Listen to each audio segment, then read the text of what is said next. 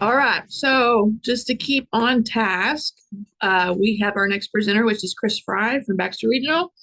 He's going to be talking about documentation and billing.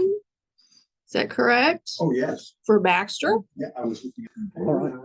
All right. Hey, guys. So the wonderful task of talking about billing compliance falls to me, and that is so exciting, as you already know. So the opportunity for entertainment will fall to all of us to keep this lively and entertaining.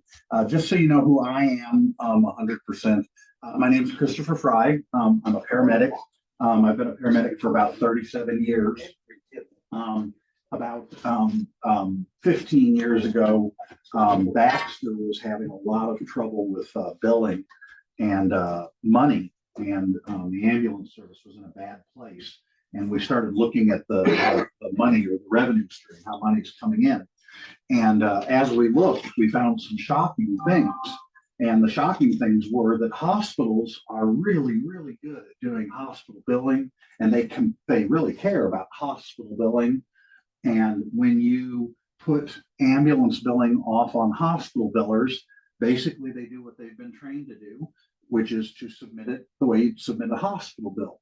And what we found was we were losing between $30,000 and $40,000 a month in denials. So what was happening was, for very simple reasons, bills would be denied. And then what we've learned in the meantime is that those bills have to be challenged. We have to challenge those denials. However, back in the day, not only were they not challenging those denials, but they weren't even necessarily challenging a lot of hospital denials. And ambulance was always at the back of their importance level.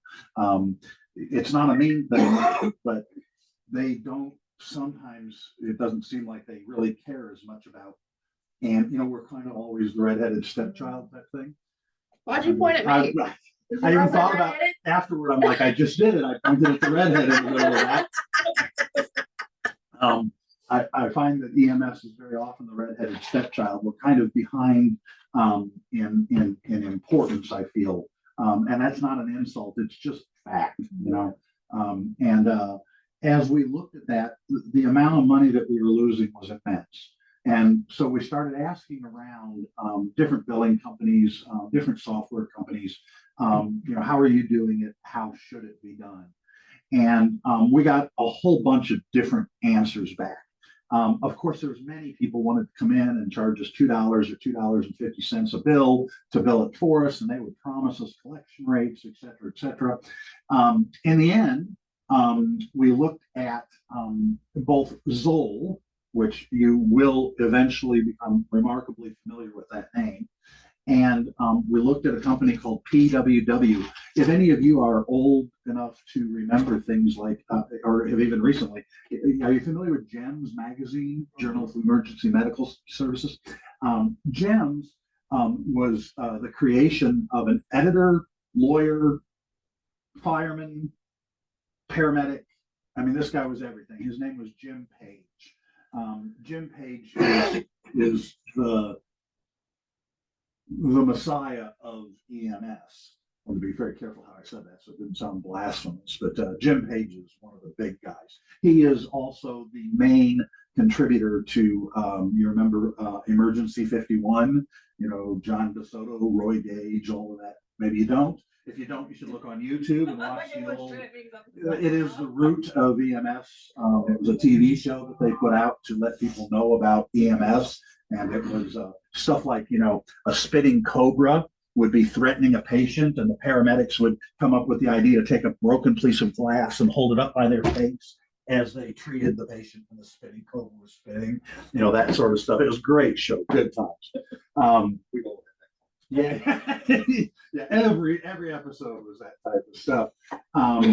So Jim Page, as he was doing these things, he became an attorney because they were having billing problems even in California, and he created a group of lawyers, and Page, Wolfberg, and Worth is the name of these lawyers. And these lawyers specialize in EMS law and collections.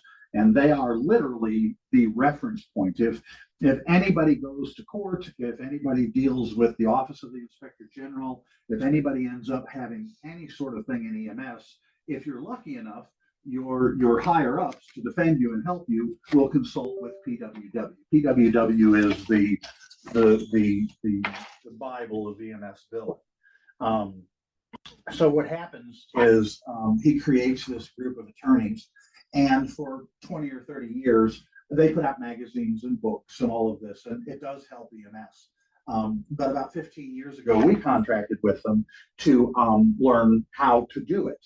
And they also, during this time, they came up with education classes and certifications, much the way, in the 40s and 50s, there was EMS. It just wasn't called EMS, and it wasn't as professional as we may be today.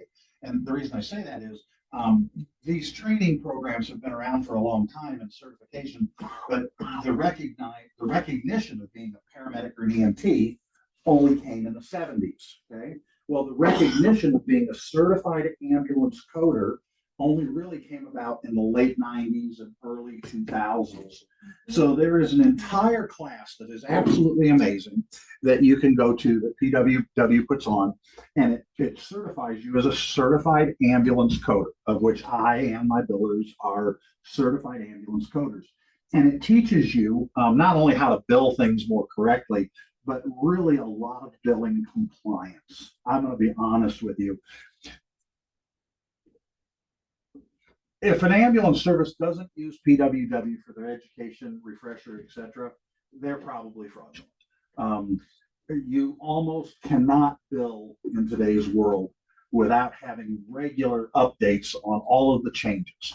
So in case you guys don't already know, everything that we do in ambulance billing is based upon what's called the Office of the Inspector General. And the Office of the Inspector General is really, another word is Medicare, okay? And Medicare came up with this great idea back in the late 80s, early 90s. I was running an ambulance service in 1992, and I remember my biller we would submit a bill and they would pay us. Like, we would submit a bill for $500 and we'd get paid $500. That was how it worked. And as we did these things, we didn't realize what a blessing that was. Today, when you submit a bill, an average bill would be $1,500. That's just not even a high bill. That's a pretty standard ambulance bill. Of that, if we're lucky and have good billers who know what they're doing, we will probably collect about $480 of that $1,500. And that's assuming that you do it correctly. So I will say also that there have been immense amounts of, and I'm going to use the word, political misunderstandings. And what these are is sometimes medics and EMTs who are smart will take and look, and they'll say, it down that one, so that kind of balances out. There you go. Thank you. They will take and they'll say, well, I just noticed that my ambulance service last year did 10,000 runs. Now, I'm just making up numbers here. My ambulance service last year did 10,000 runs that I worked for. And Chris said that they are collecting, or they are billing, or this is where the confusion comes in, they're billing an average of $1,500 per run. Well, 10,000 runs times 1,500, boy, that's a lot of money. I'm only getting paid $15 an hour. Where is all of that money? These people are taking money in hand over fist. And really, that's because that's not how it is at all. Most ambulance services literally scrape by the skin of their teeth. Being able to keep ambulances on the road, being able to meet costs and things after what the Office of the Inspector General has done. And what they did was they started not paying full amount. They paid what was then called Medicare allowable charges. And now here's where it gets really complicated. Every other insurance company and Medicaid and all of that started to follow suit. So all of a sudden, where we had been billing and getting paid pretty okay in the 80s and 90s, by the year 2000, all insurance companies were following what's called a Medicare allowable fee schedule. So it didn't matter what you billed. If you billed insurance, which, just as a note, and I've not yet learned all of Fulton County's numbers and things yet. which is my responsibility eventually. I'm sure they'll bring that to me every day. They bring me something new.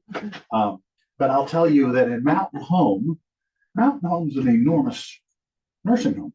It is a 72% Medicare demographic. So when you walk through Walmart in Mountain Home, 72% of the people that you walk past are going to be over 65. That's a massive demographic, because if you look at normal communities, anywhere from Denver to Chicago to anywhere else, you're looking at a demographic of maybe 27 to 32% of the people that you come in contact with are on Medicaid or Medicare. So our demographic, we are really catering to the elderly. So some of the mentalities that we have where we're thinking of traumas versus medical, our numbers are all skewed.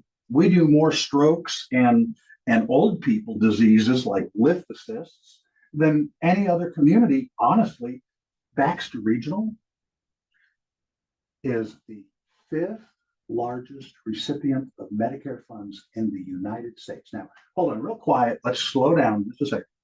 The 5th largest recipient of Medicare funds in the United States. How does that happen? I mean, there's enormous hospital systems out there, right? Well, what it is it's that demographic again. These enormous hospital systems that are out there, they're dealing with a demographic of 32%, where we're dealing with 72%. So there's massive numbers and shifts. So the balance of billing and power within Baxter County is very skewed because we have an unusual age demographic. It's also challenging for new medics who have gotten into EMS, new EMTs. They're wanting trauma and explosions and those sorts of things. And thankfully, it's very peaceful. You're going to get a lot of 2 a.m. lift assists. You're going to get a lot of transports back and forth to little, nursing homes with little old ladies. You're going to learn how to hold people's hands and talk about how many husbands have you outlived. That is a lot of what we do. Now, don't get me wrong. There are some amazing traumas. Just this week, we thought was going to be a multi-casualty. Everybody's shooting guns and Gasville's going to fall apart. And it turned, of course, in EMS, it turned into one person who got shot 4 times. But, what we hear versus what happens, whether it's in billing or in EMS, kind of can be skewed. So the Office of the Inspector General comes out with these rules, and then Medicare, Medicaid, insurance, they all follow suit. So then it falls to us to figure out how to finance EMS. Well, the way that we finance EMS is we look back on you guys. And what that is we look back on you guys and we say, we need better documentation. We need better support of the billing that we have so that we can bill more efficiently. I was just wondering if there was a chair for Miss Donna. This is Miss Donna here. Donna is like, I hate saying but I'm still going to use the word my. She is like my star biller. She trains. She is the reason that we have financial ability to do the things that we do. I will say that Donna has a very unique personality. And that's complimentary, but her personality is one of specifics, which in billing, you need specifics. We can't be generic because the insurance companies and Medicare and stuff will utilize the lack of specificity to deny things. So basically where I'm going is we have to dot our I's and cross our T's. Donna is a personality that not only dots the I's and crosses the T's, but everything has to be spelled right. It has to be in its place. And if you miss it, she's going to come get you. So where we started was the 15 years ago, and we implemented this new billing system, and we started training our own billers and sending them to these PWW classes. And we have been in the black for the 15 years since we did that. Now, that doesn't mean that we're making hand over fist money, because we're not by any means. But we always look when we're talking with or looking at our board, the people who decide what, we lost community medics. I think many of you know that. Why did we lose community medics? You want me to tell you a real whispered reason? Because they were consistently in the red. They spent much more. They were designed to spend more money than they made. Community medics was a charity program. So they're not going to make money. However, when the hospital is losing money and looking at what they're going to cut to keep things working, that was easy fat on the side of the steak to trim off. That's very sad because we put a lot of time and it really helped the community. Well, so you're already moving to here to modern times is where you're at, which is true. The ability didn't used to be there. You know, it used to be you call, we haul. You know, if you call, we come pick you up, we take you in.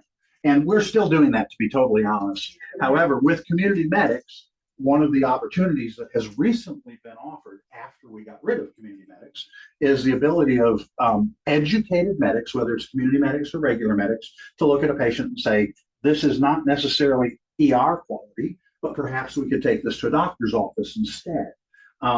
Why would you think they've allowed that? They've allowed that because of swelling costs, people using ERs as their primary care center, et cetera, et cetera.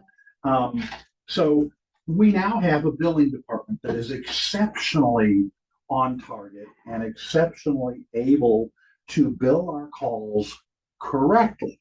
Now, even with all of this work, there are two things that are hurdles. Hurdle number one are the medics, and I'm going to be totally honest.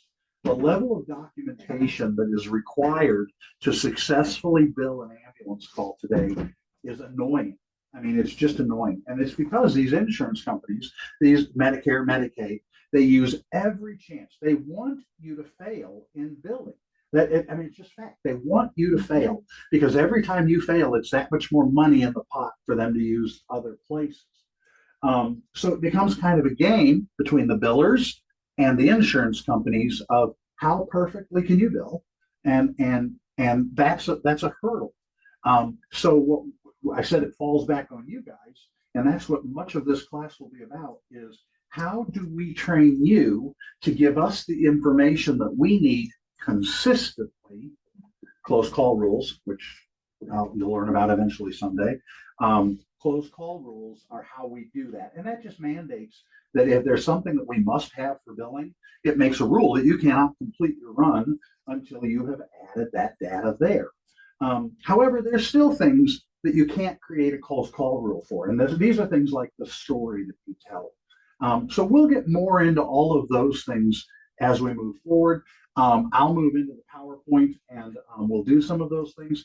I've given you a little bit of the background, a little bit of how our billing department came about and who I am. But with Donna here, because Donna is amazingly valuable to me and her time is amazingly valuable, I'm going to sit down in a chair and I'm going to get all comfortable for 30 minutes.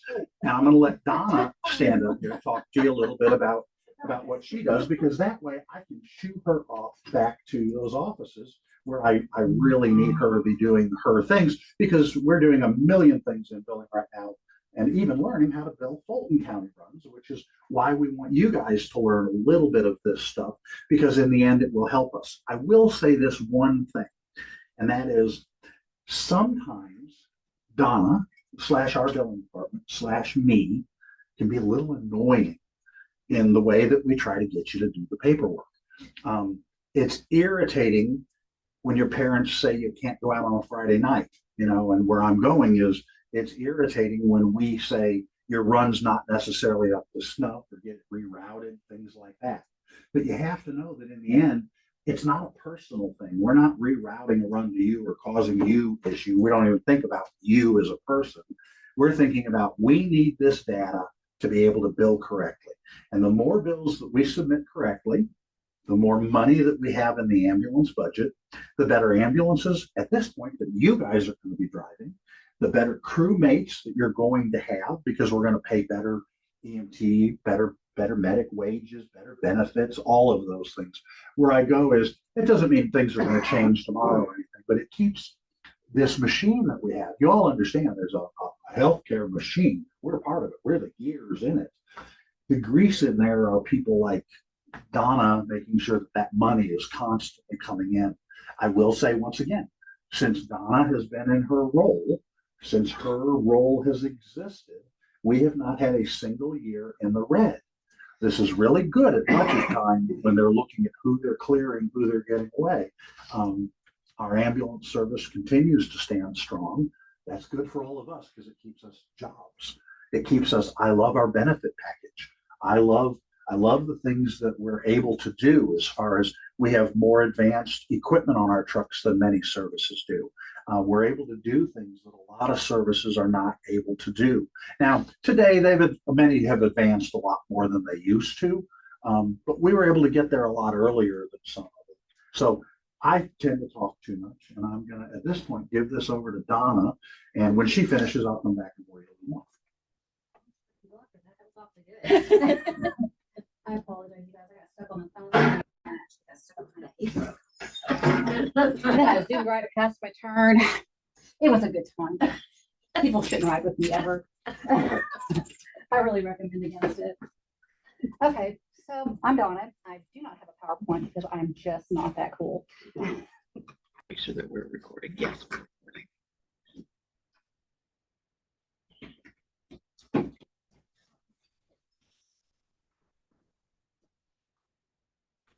I'm gonna keep sending your stuff back. I'm sorry. And it's usually just been like little things. I'm not sure where to start. Is everybody here a medic or do I have billers too?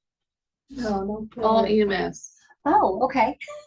Well, then Chris is probably gonna be way better at this than I am. So our big thing is that it should paint a picture. And as Chris said, the first thing he did was get me in a PWW class, which I 1000% say go.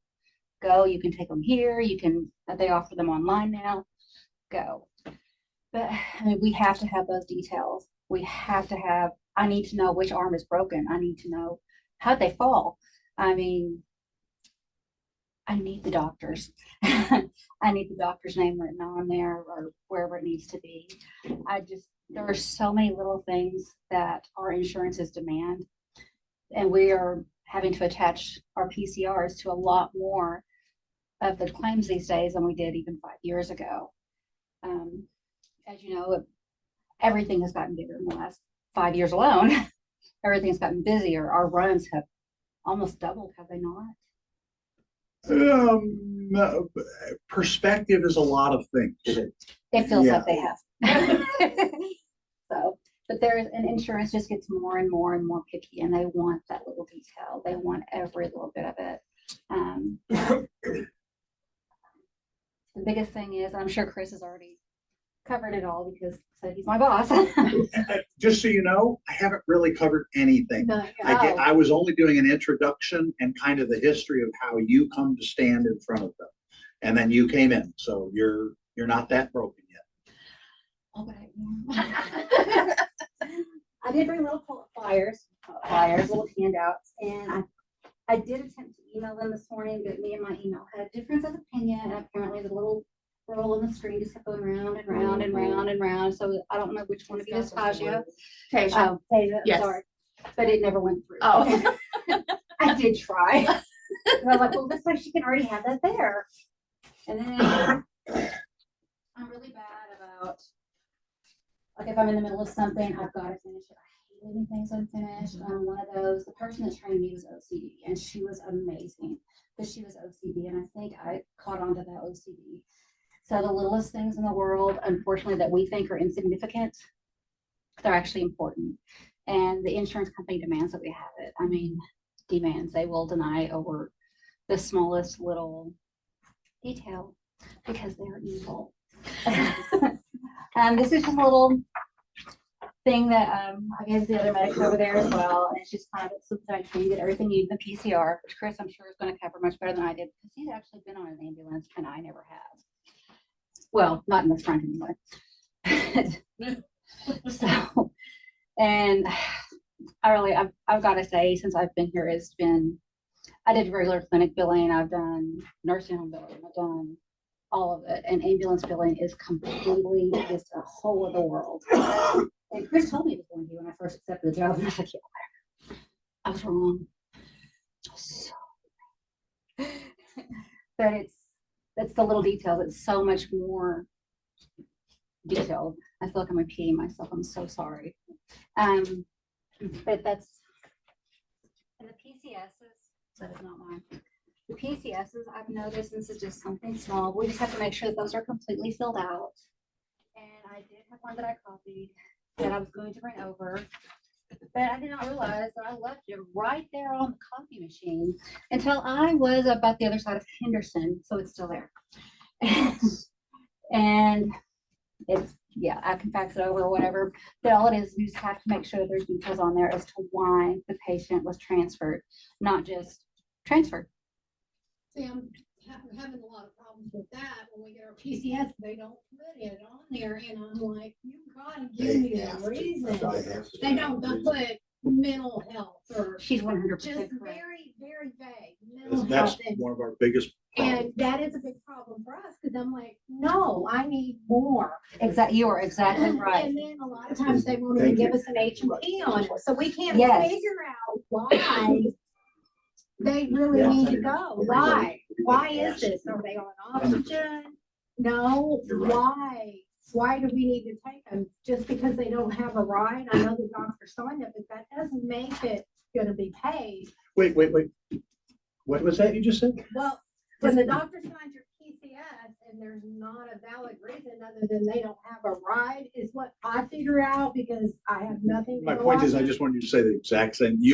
It was gold. You laid gold at our feet. Yeah, exactly. That's what And- the whole and class is about. That's what our problem is medics, is we don't get it. I did one last week. Mental and then you health. go- I actually. I'm Oh, I like, saw why? it. I kept you guys from going to Tennessee. And I said, you gotta put Kept you guys from going to something in there. Tennessee Are this week. Give me a high five. Are they trying to, you know, are they? Oh, they fought it. schizophrenic? Something. What's They tried going for 3 on? days Give me before she went to that. something, and this is what we've had. That's. And And I don't then know we what's- don't have it to put in our runs if we don't know. Exactly. And 2NH really gives me nothing. I mean, I think our doctors need educated on these PCSs. yours aren't the only ones who are. We run across this at home. too. Well, I'm saying some of your doctors are here the same way. Oh, yeah, like I said, Same it's not just stuff. yours, it's ours too.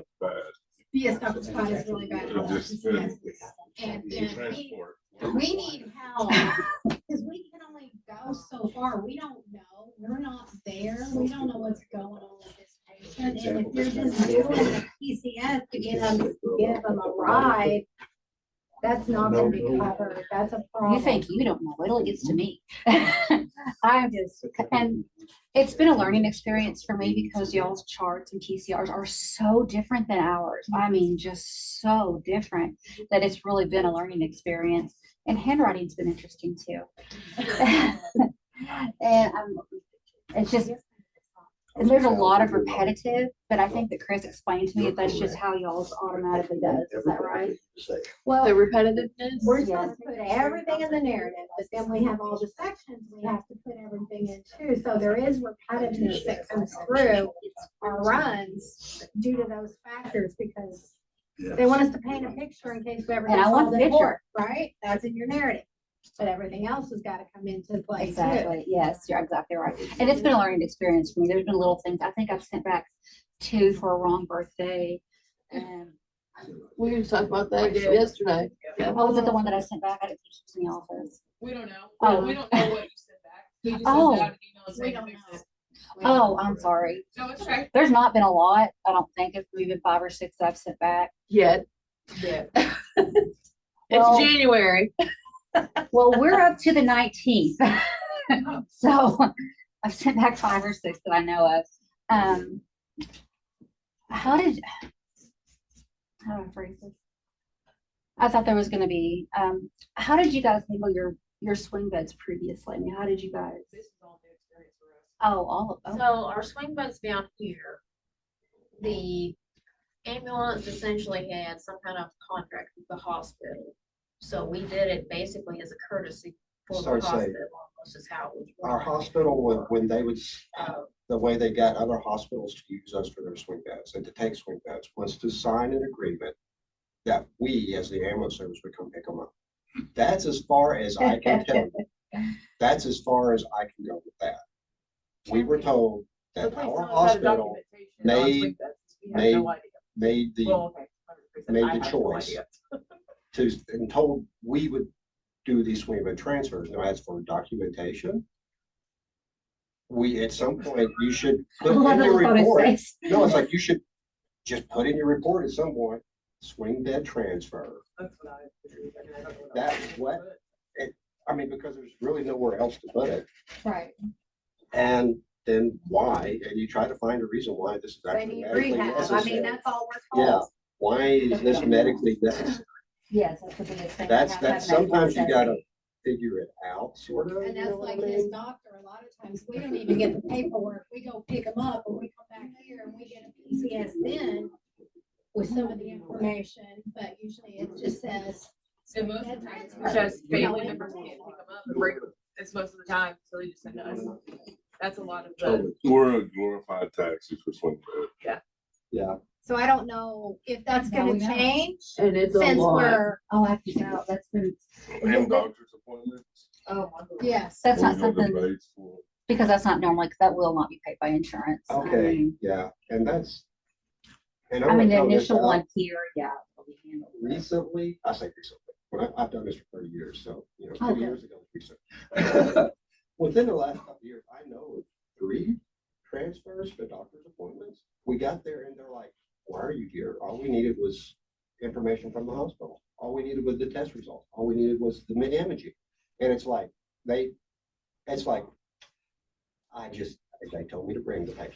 I'm So- so glad you're here right now. So I'm doing my best to sit and be quiet, and I'm never good at this, and Donna knows this. We kind But I of bounce have off to- of each I have other, to- and I love it. Bring a little bit Please do. of clarity to some of the things going on. And especially because we've recently acquired, you guys are us now. And so I wanna tell you that Baxter paramedics have a great luxury. And that is, we don't want them to have to fight these arguments. I was listening to her in the Right. background. Excuse me and forgive me. My name's Chris. What's your name? What is it? Emma. Emma. Hi, Emma. She was explaining people taking advantage of the ambulance service. He is explaining an abuse of her definition of advantage of it was the public doing it. His definition is your own mother and father doing it. And what I mean is your own service taking advantage of you, because they nurses on the nursing floor want the patients off the floor. They just want you just come and get them, get out of here.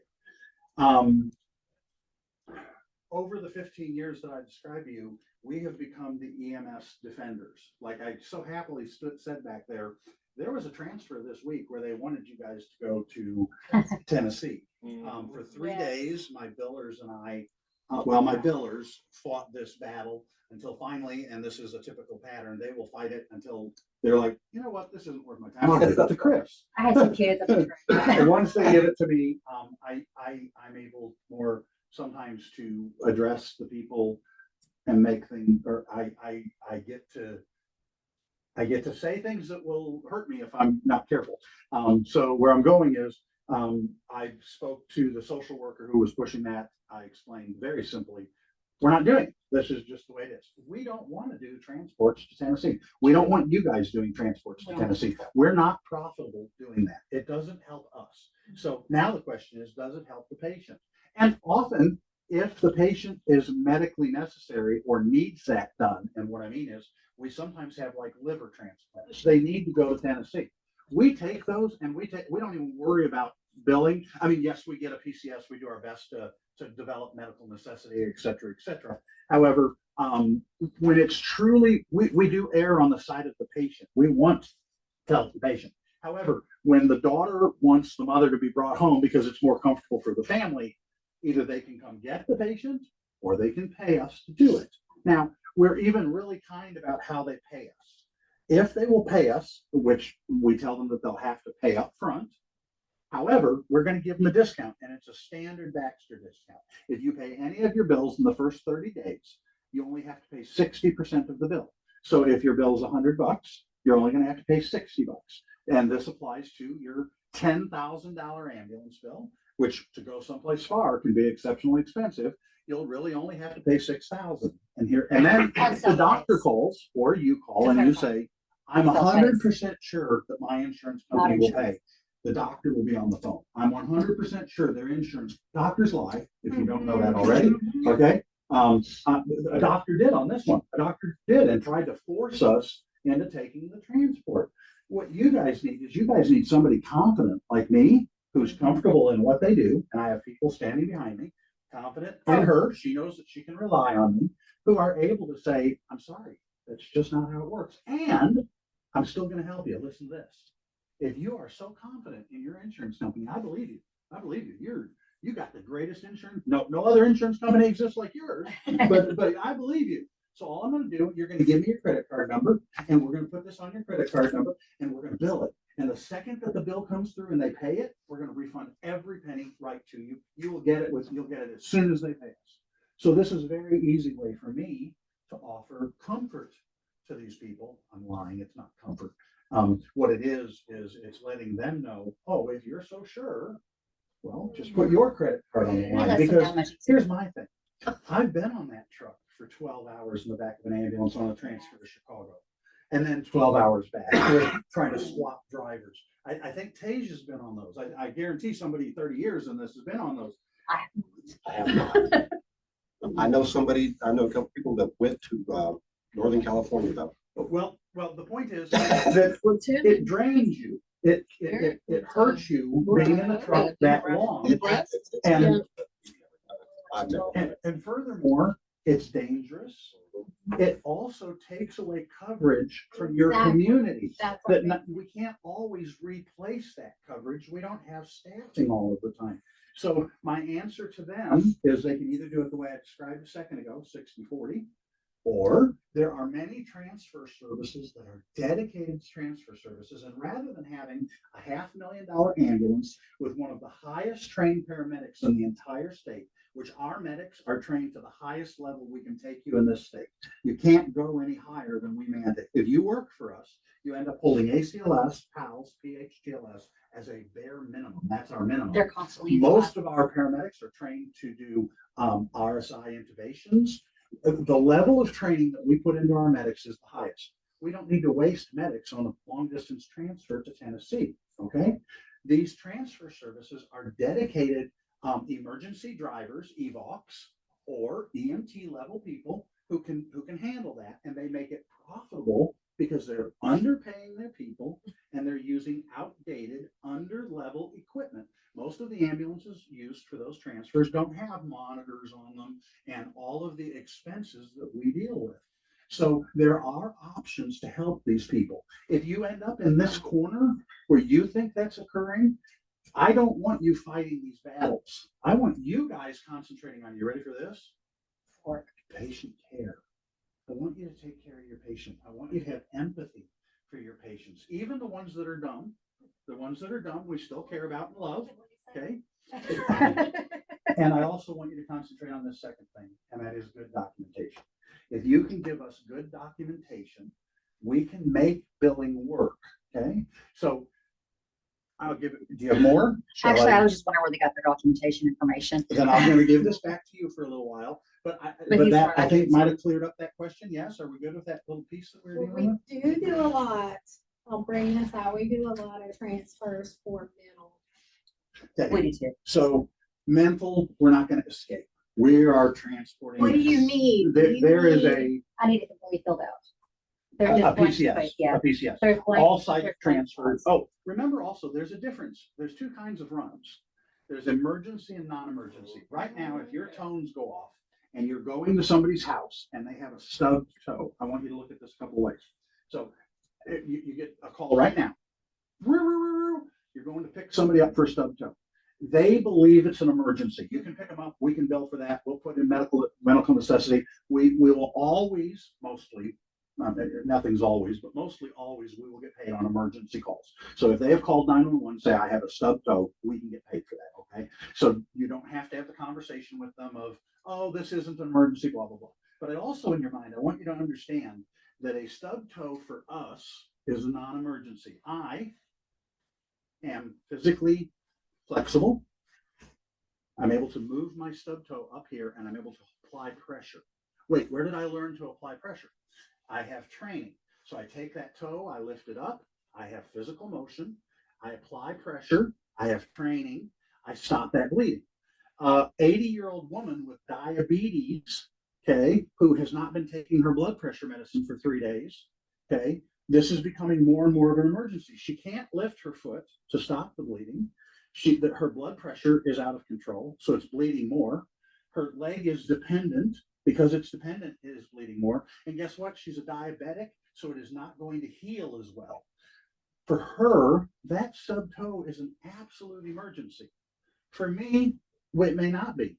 And you have to realize the perspective that you're looking at your patients through. You're looking at it as a healthy individual with training. I get so irritated with people who I arrive on scene and they put their arm through a glass plate window and they've got their arm like this and they're like, oh, I'm dying. You know, and there's a puddle of 2 liters of blood and it's, yeah, you're dying.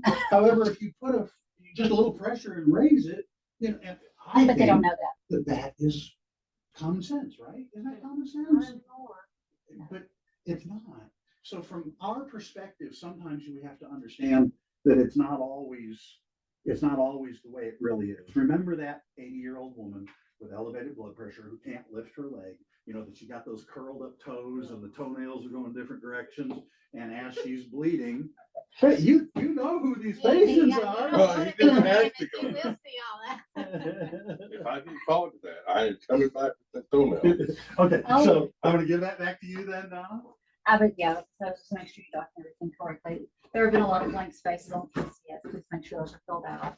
We do need those completed. We were always told that it's the hospital's responsibility and the doctors, that we just take it. But I do question it when it becomes a treatment modality for the ambulance. I So question it you because have I good need, you questions. need to have a treatment modality. Here you go. We don't. I'm going to fill answer that this for you. It's going to be so Well, easy.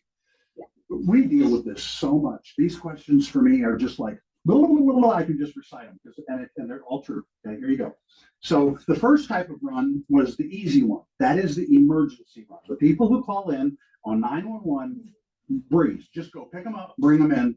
Don't try to argue with them. Don't try to convince them anything. Take good care of them. Hold their hand if they have a stubbed toe after you apply pressure, and bring them in. That's all going to be good. Now we enter into a different type of run. And this is the non-emergency run. The non-emergency run must have one of 2 things. Either a PCS that develops medical necessity. Okay, so let's talk about a PCS to begin with. PCS is a physician certification statement, and there's confusion that, oh, if a doctor signs it, the doctor said, take them, that'll pay. That is the absolute lie. And you've brought this up the whole time we've been talking, how you get PCSs that are, well, mental health, chest pain, or whatever is on there. There's just this generic definition on there. That doesn't, there has to be an actual reason that they are being transported. So mental health does not work. However, and someone said it earlier, it might have been you, suicidal ideologies. There you go. Homicidal ideologies. Great. Or even better, just tell what happened. This patient got angry and threatened his mother with a knife. Okay, there you go. We got it. So the PCS must develop medical necessity. Hold on just a second, otherwise this will continue Please indefinitely. make sure you're putting the dates on the PCSs, is something I've noticed was missing. And, See, and like I said, we don't fill them out. oh, okay, see, I didn't You're realize gonna that. see that the PCSs are filled out by the nurses and the doctors. They just can't. That's what I was asking. We were told it's I've their not done responsibility. your to fill It it is out. total. You guys should never put a No. single letter, do not ever allow a pen to touch a PCS. See, that's You what do we're- not fill out PCSs. Those will be, they're supposed to by law be filled out by the doctor. At the bottom, you will see there's a list of about 5 people who are allowed to fill that out for the doctor. So- That is violated. But we As long as I have an authorization, I can. Well, this is where I'm going. Hold on, you're on target. I'm coming to you. So, hold on real quick, Tasia, and then I'm gonna get you. Okay, so this is great here, but if we can't touch pen to paper, Never, are do we, not touch a are you PCS. all going to talk to our nursing and our I'll talk to anybody that I need to talk to. And he It's become will. our responsibility. Okay. Bless his heart. We Biggest may, passion. Okay. there is a great amount of confusion about how this works. And I have been trained, I'm telling you, by PWW and the Office of the Inspector General, this is the only way that we prevent fraud charges. And guess what? I have an article on my wall about a bunch of ambulance directors being drug away in handcuffs. And it's for fraudulent charges. And guys, I'm not getting drugged away in handcuffs for this. I tell her all the time when she gets a run that doesn't have enough supporting documentation, make it go away. I can't bill it. I can't, I'm not committing fraud for this hospital ever, and they don't want me to. They want me to protect them. If I start committing fraud on this level, it filters into the hospital. They are responsible for what we do. They don't want us to do that. So let's talk about your PCS question. Here you go. And this is standard. We get a PCS and it simply says mental health, or even better, here you go. And these are the funny ones. Patient requires oxygen, or patient is bedridden. Oh, the golden one, right? Okay, so here's what happens. So let's imagine let's go with bedridden first, okay? And bedridden, you go up to the room, you got your partner, you got everybody, you come in the room, and as you walk in the room, you see the family all sitting there, and the patient hops off the bed and does a cartwheel over to the toilet, lifts up one of the legs, does kind of like this, and pees. And you stand there and you're like, oh, bedridden. Yeah, document, Wow. document. Okay. Go by that. Now, you have to make a choice in your mind, okay? You have to go one of two directions. Either you can support the PCS that says they're bedridden, which I don't care. If you want to go that route, that's okay. And all you have to do is support what is on that PCS. Sometimes bedridden patients can have a moment of clarity where they hop up and go pee. That can happen. Only you, by looking at the situation, can understand, is what is listed there really true? Okay. So if that patient appears bedridden to you, but yes, they made it to the toilet, leave the PCS alone. The one thing you can't do is say, patient did a cartwheel to the toilet, because now you've gone opposite of what the PCS says. We got to throw the bill away. We can't do anything with that. Okay. So option one is you support the PCS. Option two, you ready for this? Okay, because you alluded to it. We don't question what the doctors and nurses do. If they want us to take somebody somewhere, we take them. And we emphasize we will take them. However, the PCS only says mental health. Could you add on here the actual diagnosis? The PCS says bedridden, but the patient just got up and they went to the bathroom. Sometimes they can't sit up for that long a period. They have to lay down. But that's not bedridden. Right. That's not bedridden. Right. Bedridden is literally, and I hope it's on your PCS. Here you go. 3 things. Unable to get up from bed without assistance. Must have. Unable to ambulate. Must have. And unable to sit in a chair or wheelchair. Must have all 3 to be bedridden. I'm telling you, very few people actually meet that. But nurses and doctors, they just want that patient off the floor. Come and get this patient. You guys have gotten dumped on your entire careers. Now, And this is not. sometimes we do need to get the patient out of the hospital. It's expensive to keep them in the hospital, and we may have to. Sometimes we even need to run, but we need to run legally, not fraudulent.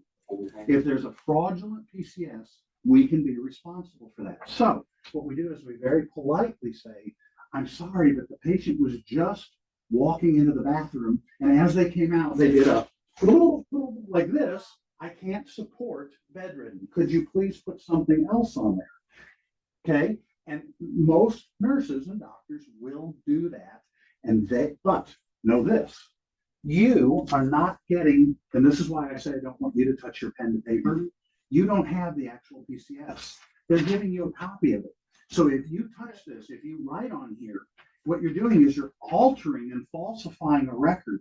You don't have the actual copy. The They hospital usually has give that. us. So the if an copy. No, audit- we have it. Oh. We have it. They give us. They give us that one. They make a both copy of themselves and we get that. Or they don't even keep a copy. They give us both and we. turn Anyway, it's not up to them you. in. You're So not, we just- you are not, here you go, at the very bottom, you can point out this list. You are not allowed to make, this is the list of people who can fill this out or make changes to it. And it does not say paramedic or EMT. You cannot touch this piece of paper. They can. But here's the thing. We all have different personalities, okay? I'm really good at going up to a nurse and politely saying, hey, your hair looks nice today. We have a please forgive me. I would not lie that your hair looks nice. What I do is I will find something that I'm is not sure when somebody appropriate. told me that. the other day. If your hair doesn't look nice, that's not the one I picked. But maybe you have nice eyes. Maybe you were kind to me at some other point. My point is, I'm going to gently talk to you. Have you ever seen those people who walk up and they're like, that ain't gonna work, we ain't taking that transfer? Have you seen that? You got a partner like that? I guarantee you do, because I know them. Okay? Yeah, you know who I'm talking about. My point is that we do have the I pointed at ability, you. we do have the ability to be gentle and kind Well, and the work together thing as a is, team. our nurses don't even know how to fill these out. Well, so I have actually, so all of our floors, we have put out, we have a how to fill this out guide and things highlighted in red, and we have it laminated in hard plastic. So it's like a board, With arrows. and everybody has this available to them. We used to give it to everybody, and everybody's gotten so good at it anymore, they hardly even use it. Right. We may need to spend some time On over the Floor floor. and this whole Fulton County thing. You have to understand, and I keep telling this to people, it took us 15 years to develop and get our billing system into place and all the things that we do. And it changes. And it changes continuously. This is not going to happen over here overnight. No. It's going to take time. Well, But stuff like this, probably I need to come over at some point, and it will have to start with your charge nurses. So it'll be some sort of a charge nurse meeting. It will go to the charge nurses first, who will filter that down to the nurses, and it will go further. In addition to which, now things will change with time. It's not there yet, but your transfers, when we get you over to our dispatch someday somehow, will be approved by our dispatch center. Our dispatch center takes responsibility for PCSs. So where I'm going is, if a bad piece, our dispatch, our medics never see a PCS. The PCS goes down to the dispatch center, a copy goes to the medics so that they can know how to support in your paperwork. Here you go. If the cause or the injury says patient must have oxygen, guess what you have to put in your narrative? Patient has oxygen. You're going to make your documentation support what is written on here. And this is why I say that if the patient is not bedridden, can you write in your report, patient is bedridden? Well, some people can. It's just a matter of who you are in your professional level and what you're seeing. There are people who obviously are bedridden for the most part, but maybe they waddled out of bed to go pee. And some of those aren't. At least in my experience, and maybe, and I think everybody knows I'm pretty oblivious sometimes. If someone's being rude to me, I don't even notice, so I can tell. That's probably a good thing. If you'll talk to them, say, hey, this doesn't meet criteria. Yes. I'm not saying we won't take it, but we're not gonna get paid. I like the word there. I'm not saying we won't take it. We will take everything for them. We want to serve our Yeah, and hospital. if you can you put something in besides this? Is there Yes. any other reason? Yes. They're usually, Yes. really, it's rare somebody, it's not the only time they refuse it, if there is no reason. So Yes. that's for our swing bed. So what do we put for our swing bed? So I was just let's not wondering talk how you about handle swing bed for it. just That's a all. second. That's all. Swing bed.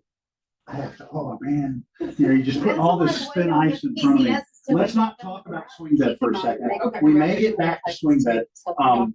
Swing bed is a way of Don't lie. manipulating our system, and it is evil. So I'm just we're temporarily, let's not talk about swing bed. Let's talk, before we get to college level stuff, let's make sure we got our third grade education.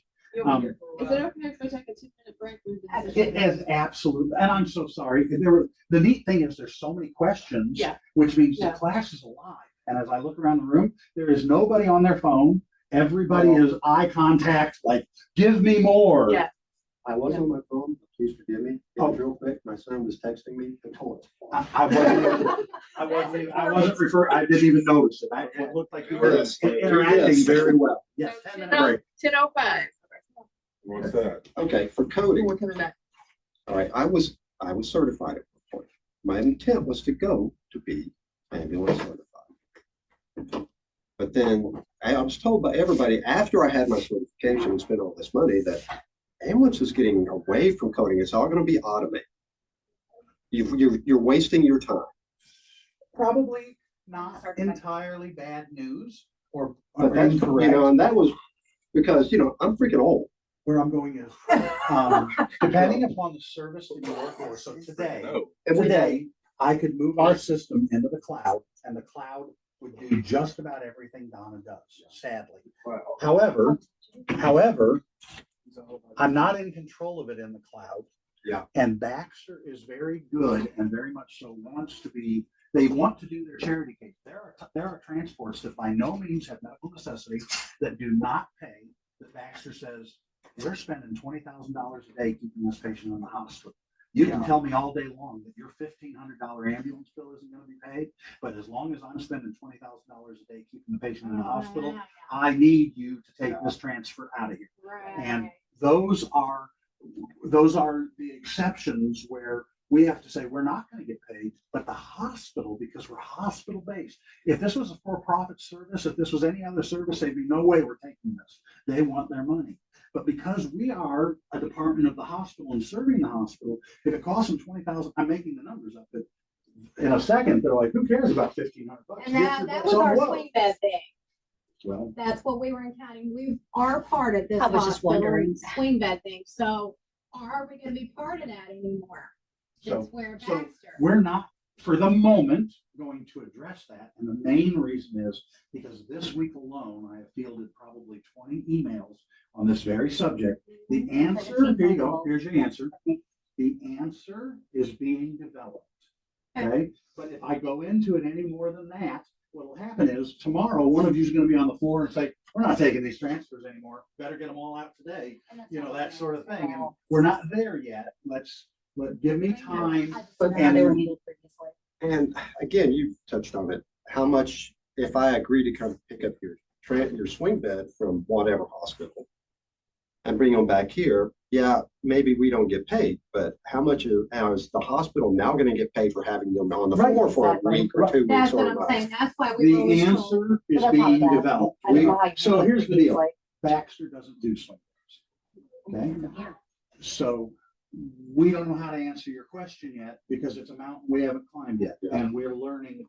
And you guys, what you just now said, you have hidden financial agendas that we are not yet privy to. There will be times you'll have 70% of our few 20 patients, whatever, that we may have on the floor, 70% of them will be swing bed. Every week we do swing beds back and forth, whether it's You in the know, doctor's but again, if they're here for 2 weeks in here. for rehab, It's part of coming the back. thing. We know.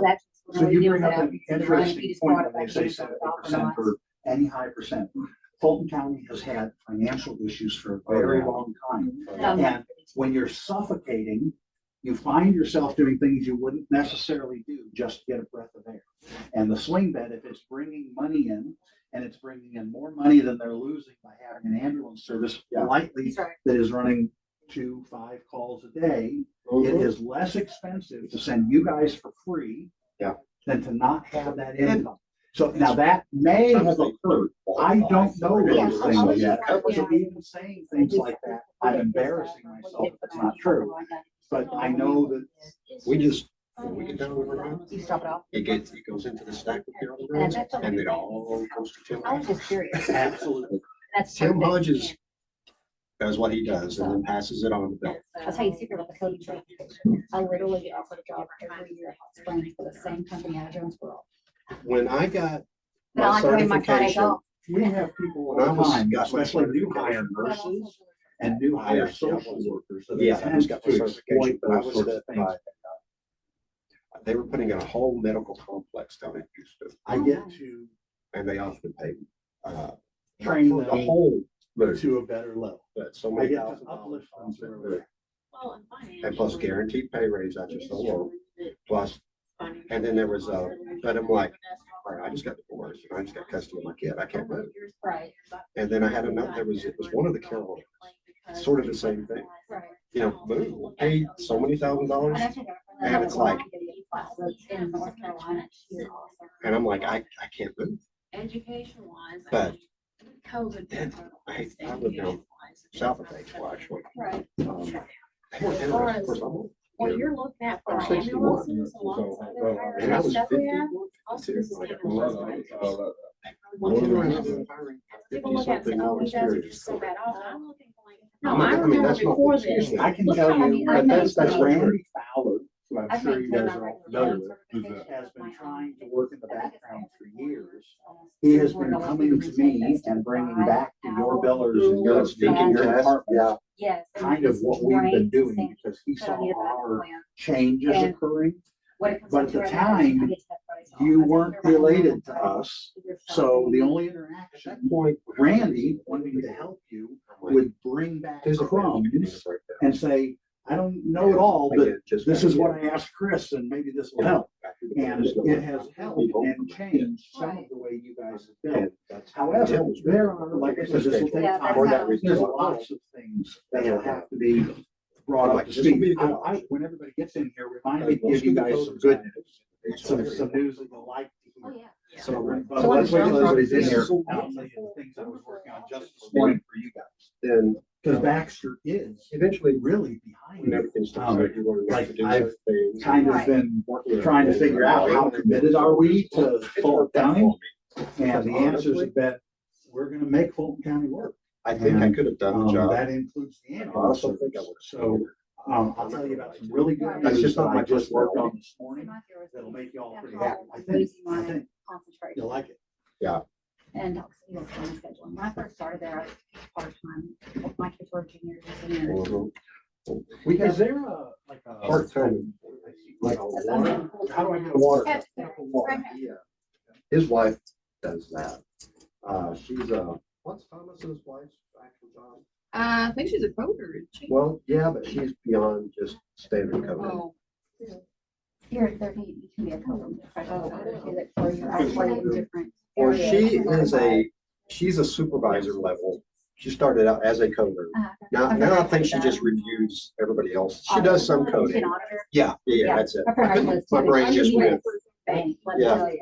Yeah, Because I mean, she gets to work from home, and I think she started out, it's, she must be 30 something I hours. started saying, I know Thomas is like, usually, Her coworkers are her dogs. it's like, she'll be done by noon and have her whole day here. She's just. are you leaving already? No, no, I'm okay. I should be here Wednesday. Any of the classes are open in. Well, Do you have any specific questions for me? I don't think so. I mean, besides going over that. But yeah, I mean, Sonia things was are gonna like- change, we're gonna They figure are. them out, and we'll deal with it, but having the information that. Well, yeah, the fact we that can our- Yeah, questions, please. Our ERs don't even know that. I've Our never biggest worked with issue trucks. is- Yeah. And And I most of can't them are like, read I those don't know, off, but tell me fill but it I out. can't. I was just gonna say, please make sure these are filled out. Yeah. There's been a couple that weren't signed, and I sent them back to Tim. Tim, and he got taken care of. Yeah. But I don't think it has anything to do with So, trucks.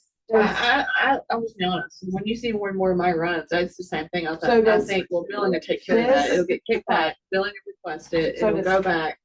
This I know number it's- and this number needs to be filled out too? I would think not right now, since it's, gonna have to be done.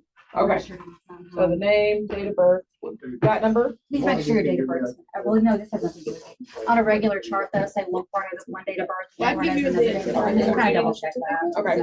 So what about the Medicare number? Does that need to be filled out? Okay. Or does that need to be I don't, they don't fill out a lot, No, we know that. That's so I'm just trying to Make figure sure, out. make sure the doctor's, like, their doctor or nurse signs it, and then Okay. and try to make sure they We fill have it a good out. diagnosis. But you don't put anything on Right, Okay. because they ask us what to fill out, what all they need, so we usually tell them, like, Right. exactly what. We do need, I just see Well, I a can- throbbing You'll need be, for clarification on like, how yes. PCSs are And filled like out I on said, our here. ER nurse That's is what I like, hear can you over and tell us over. how Like, to- I mean, We when have no I idea. do my DRN, There's, I everything is so put different. I'm learning y'all's Yeah. story too, and it's, I didn't register Yeah. before this. It takes me My really for my assistant, for I'm my gonna own, take like, 2 business. steps to sit down As on long the as it's stretcher, you good know, I I put mean, in legit. what I Legitimate. see. Yeah. And then, So whatever, this is like blank, I and I said, got this these doesn't signatures always here with reflect it, no, and there's been no, times where it perfect didn't. what they I are. didn't support it because there's not a lot I it can do. didn't show And I anything, haven't one, right? I know we're not supposed to, and I sent them back. And Touch like these I said, things. we were always Right. told, Well, yeah, don't you don't touch ever it, but I do go sign. back and say, I need something. Yeah. I need 90% of something these, because I don't the know doctor will how check off to the fill budget. this information. I know. Because we're I agree. interviewing, You have to be able to and put I will what's tell on them, there. but We should not change anything or fill it out. you tell them 2 or 3 times and you just ignore it. And then like I Well, said. like I said, keep in mind, whatever you're doing, you're part of documentation, to be honest, because they can pull documentation from Yeah. other areas. I mean, but should And there's we conflicting, they're gonna know. be a little more serious about saying this really is an emergent? Could you initial that, So- change it? I So- feel or like just let that that's slide. So something you have to be so, here, so That's who are we not- waiting for? Cause Well, I really need to. kind of- For that. oh, so So he's we don't heard have this, any- he's heard this from me before. Yeah. So Yep. I'm just gonna start again because there's just so much, this is, I had no idea how needed this was going to That's the be. reason why I gave you the hour and a half. Yeah, I feel like I've already They eaten just it sign it, all there's up. no Oh, no, credentials, you're like, fine. Tim, this is Fine. companies you do. Which, and again, We'll wait you guys till- do. What was you his guys name do again? not Fill this out. David, Right. okay, we'll wait till David gets back. Right, He exactly. seems to be It's very like in he's- tune and really I has get some it, then good for- questions. They want to fill it out, they can, I'm not, there's an issue, because we're gonna put a new one up there. Okay. Yeah. We're talking about our nursing staff. I know that you said you weren't very technically inclined. If we need to do. Did you like- lie to her? I think she's, Yeah, I think Misunderstood something. she's teasing with me. is Yeah. what it is. I am. Tasia's been around the block for a long time. If we need to do a Zoom recording and I can upload it to our YouTube page. Yeah. And I need to issue it to DON. Oh, that's beautiful. That's great. Even better than a Zoom recording, what I'll do is I could do a video, send it to you. You can That'll pop work. that on your, I'll just do an MTV or something like that. You can easily put on your YouTube channel. Then, oh, that's beautiful. That is, that way, not only will the charge nurse get it, but everybody, they can actually, you know, if I keep the message short, 10 minutes, they could mandate in the next staff meetings, we need everybody to log in and look at this YouTube video. That is great. That is gold. That is good. As a matter of fact, you might send me an email after this to remind me, would you give us an email on how to handle PCSs? And let me, I'll make that and golden, golden. You get the new ones in, we can say, hey. Anytime, like there's things that we need to work on or that we need to improve on, if you send us, because they're real good about, and I think they prefer.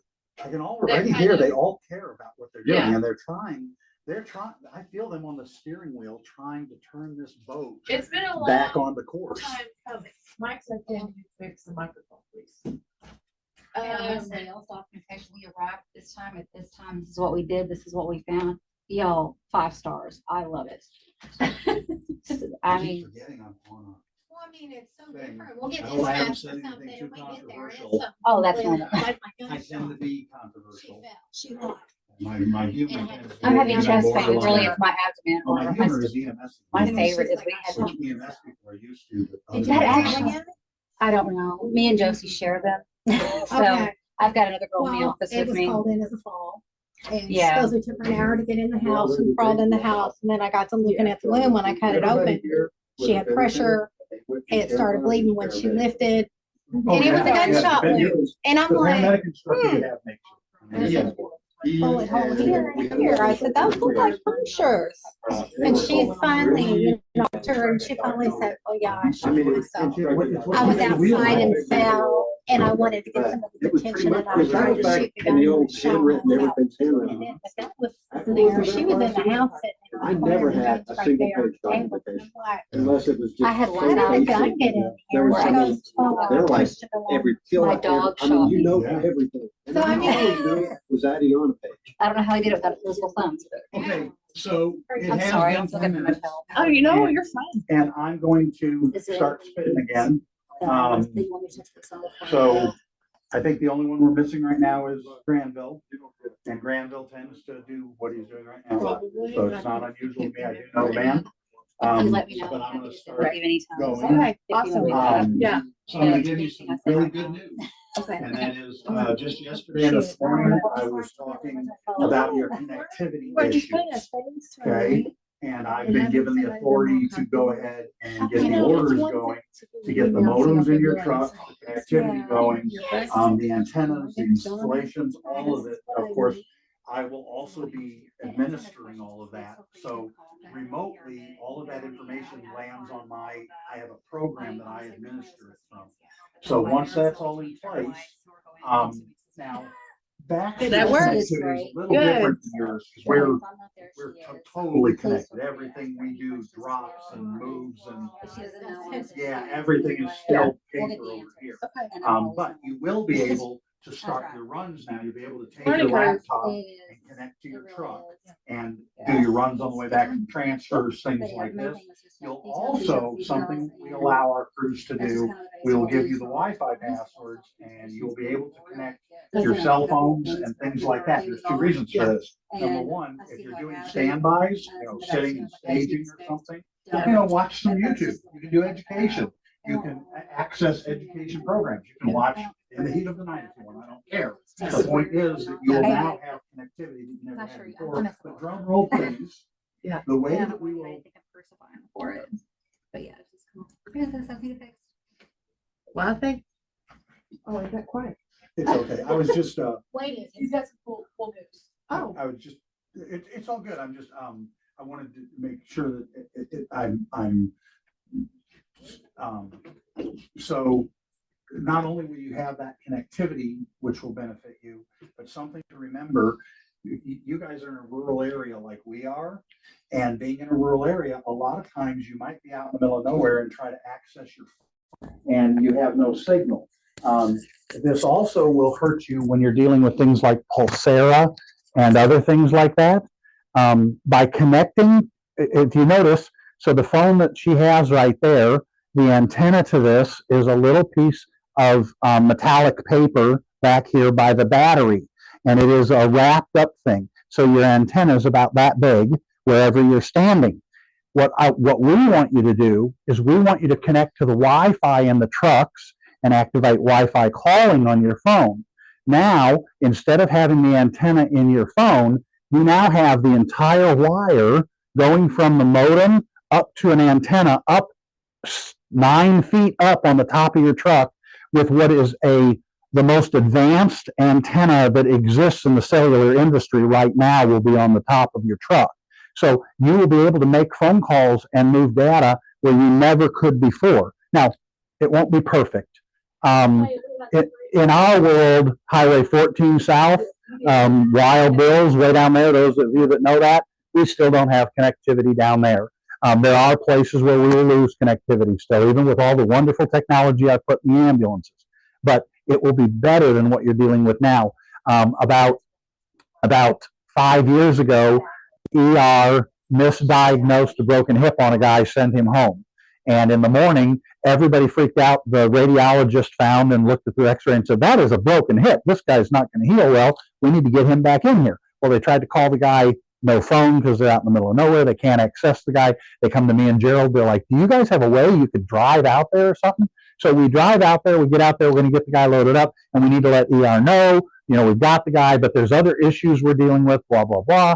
And everybody's like, nope, you can't call from out here. There's no, and we're in the middle of nowhere. We are nowhere. And the phone calls are all dead. And I said, oh, no, that's okay. All right. I pull up my phone because I'm the tech guy. I follow the rules, which Gerald, of course, didn't always follow the rules because he's the boss. He doesn't have to. And I pulled up my phone and called the ER, and I told them what we had. And they said, okay. And everybody's like, what did you do? What phone do you have? And I said, it has nothing to do with my phone. My phone is talking through the ambulance. So that will help you with your patient care. That will help you with patient, radios are awesome, don't get me wrong, but we do kind of rely on our cell phones today. We use them a lot. Things like Pulsera, things like that. You'll have better connectivity. So we are moving forward. I have been told that with time, we will be making your service, you're already our service, but your service will be treated technologically the same as ours. Your ambulances will be uplifted to the level that we're dealing with from monitors, equipment, education, training, cell phones, connectivity, all of that.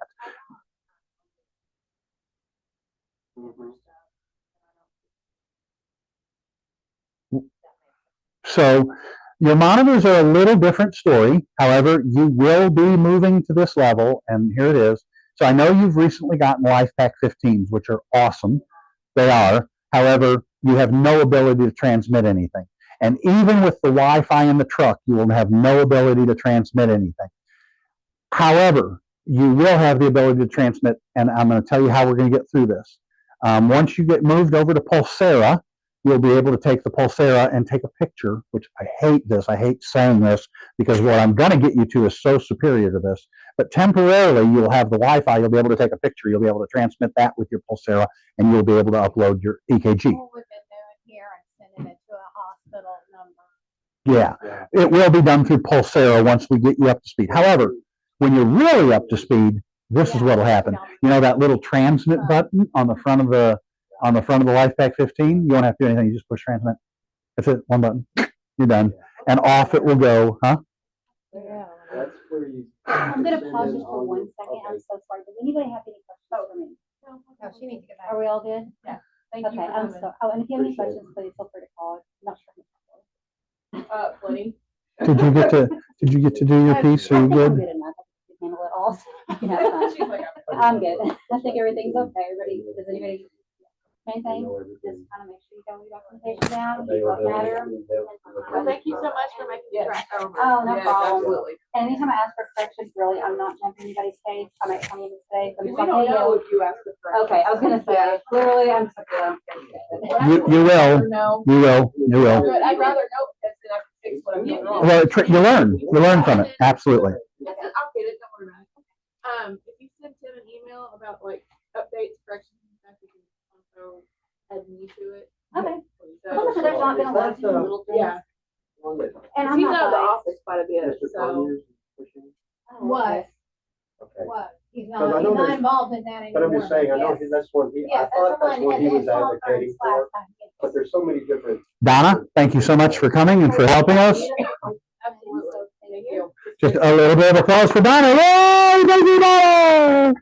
Okay. See you later. So somebody said, what is Pulsera?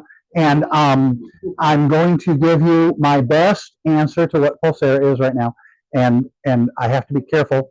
So I'll just say that I'm not a super big Pulsera supporter because we are a very rural service that most of the time delivers to the exact same hospital over and over. Okay. It works really well when you got 20 hospitals that you're communicating with and you're in the middle of a big city that has connectivity. So there's Pulsera. Officially, it's a way, the best way I can describe it is it's a large group messaging app. And all the departments of the hospital and everybody get together on one group messaging app that is exceptionally overpriced. I know I'm saying that in recording. And this program that is exceptionally overpriced, yeah, okay, that is exceptionally overpriced, then takes just like a free group messaging app like GroupMe, and everybody hears, oh, the ambulance is coming in. That's what Pulsera is. However, it has gotten so much attention by people that don't understand that it's really nothing more than a group messaging app that the state got a grant from the government to give all this money to Pulsera, and for the next 5 years or so, it's paid for entirely. And everybody says that's free. Like you were saying earlier, that's not really free, is that? What is that when we're spending all that money and giving that all to Pulsera? That is our tax dollars that we're doing. So we have a much better way of handling this. Now, we end up doing it both ways because we're mandated to use the Pulsera, and we do. But Pulsera, you tell me, and don't take this wrong as I tease you girls, but your phone, you get that up next to your cheek and it gets all your rouge and lipstick on it, and you're in the back of an ambulance at 2 a.m. bouncing down the road, and maybe you have a broken screen on your phone, or your kids have, loved on it, and not only the women, but men too. And now you're going to take a picture of a very important diagnostic EKG in the dark, bouncing down the road, and the doctor is supposed to look at that and do diagnosis from that. I don't think that that's a real option. The wonderful thing about what I'm going to tell you, and this is where you guys will end up, we will be putting a modem into each of your LifePak 15s. And when you click transmit, it will automatically upload all of your vitals, all of your EKGs, everything to our dispatch, to our ER, to our cath lab, to our STEMI coordinator. Everybody automatically gets that information, but they get it in a fully digitized format, meaning that they can take and zoom in on one complex all the way down to one little box, and they can see how many milliliters of elevation, declination, any of those sorts of things are there. It is an amazing system. We pay less than 1/5, less than 20% of what our Pulsera will cost once this amazing grant is gone, and it works flawlessly every single time without question. And we've had it in place 14 years ago. The state told us we are all going to have to transmit and understand 12-lead EKGs. Well, Baxter Regional, Gerald, great guy, immediately did it and made me build this all out. Well, the rest of the state never did it.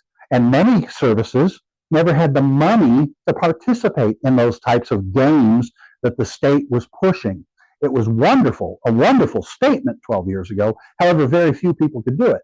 Well, we pushed for it. We got funding to do it. And we have been doing what they're talking about doing now. We've been doing that for 12 or 15 years successfully, to the point that the doctors will not allow us to shut it off. The cardiologists, the doctors, they want, even when we talk about Pulsera, they're like, all I want is my LifeNet. I want the LifeNet, which is, and think about it, at 2 a.m, do you want to hold up your phone and try to, how do you spell your name? What's your name? What's your date of birth? Oh, you can put your vitals in there. Oh, you can take a picture of your patient. Oh, you can send a recording.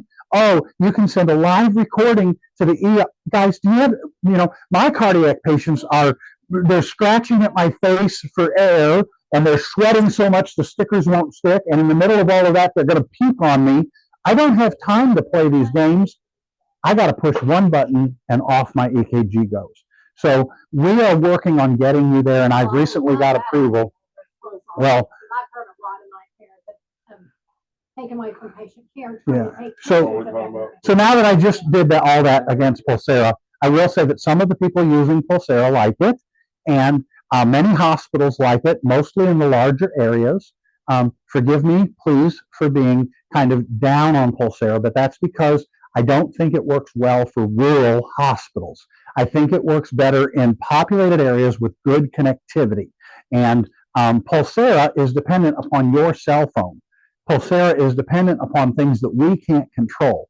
I can control what monitor you're using. I can control what you are connecting to the internet for our implementation. I can't tell you what cell phone to buy. And I promise you, oh, it's over there. I promise you, or I bet you, that my cell phone takes a better picture than yours. The point being that not everybody's cell phone takes the same picture. Or I've also been to a whole bunch of photography classes. I know how to frame my picture and make it look. I understand lighting and f-stops and all of those wonderful things, which most people don't. That's not a bragging. What that is everybody is different. And when you depend on people to take a picture of an EKG, when you're trying to sell me a product and saying, oh, at 2 a.m, you can take a video of have you seen our doctors? They don't have a moment to eat their food, much less look at a video we're sending in. Our doctors don't even want us to explain to them anything about the fact that our patient needs narcotics. Our doctors say just give them, because they don't have time to listen. We have protocols when we need to give morphine, fentanyl, ketamine, any of those things. We just do it because our doctors are so busy. They don't want pictures. They don't want videos transmitted to them. And if you're able to transmit a video from rural Fulton County, good for you, because my phone doesn't work half the time and I can't stream my music, gosh darn it, Always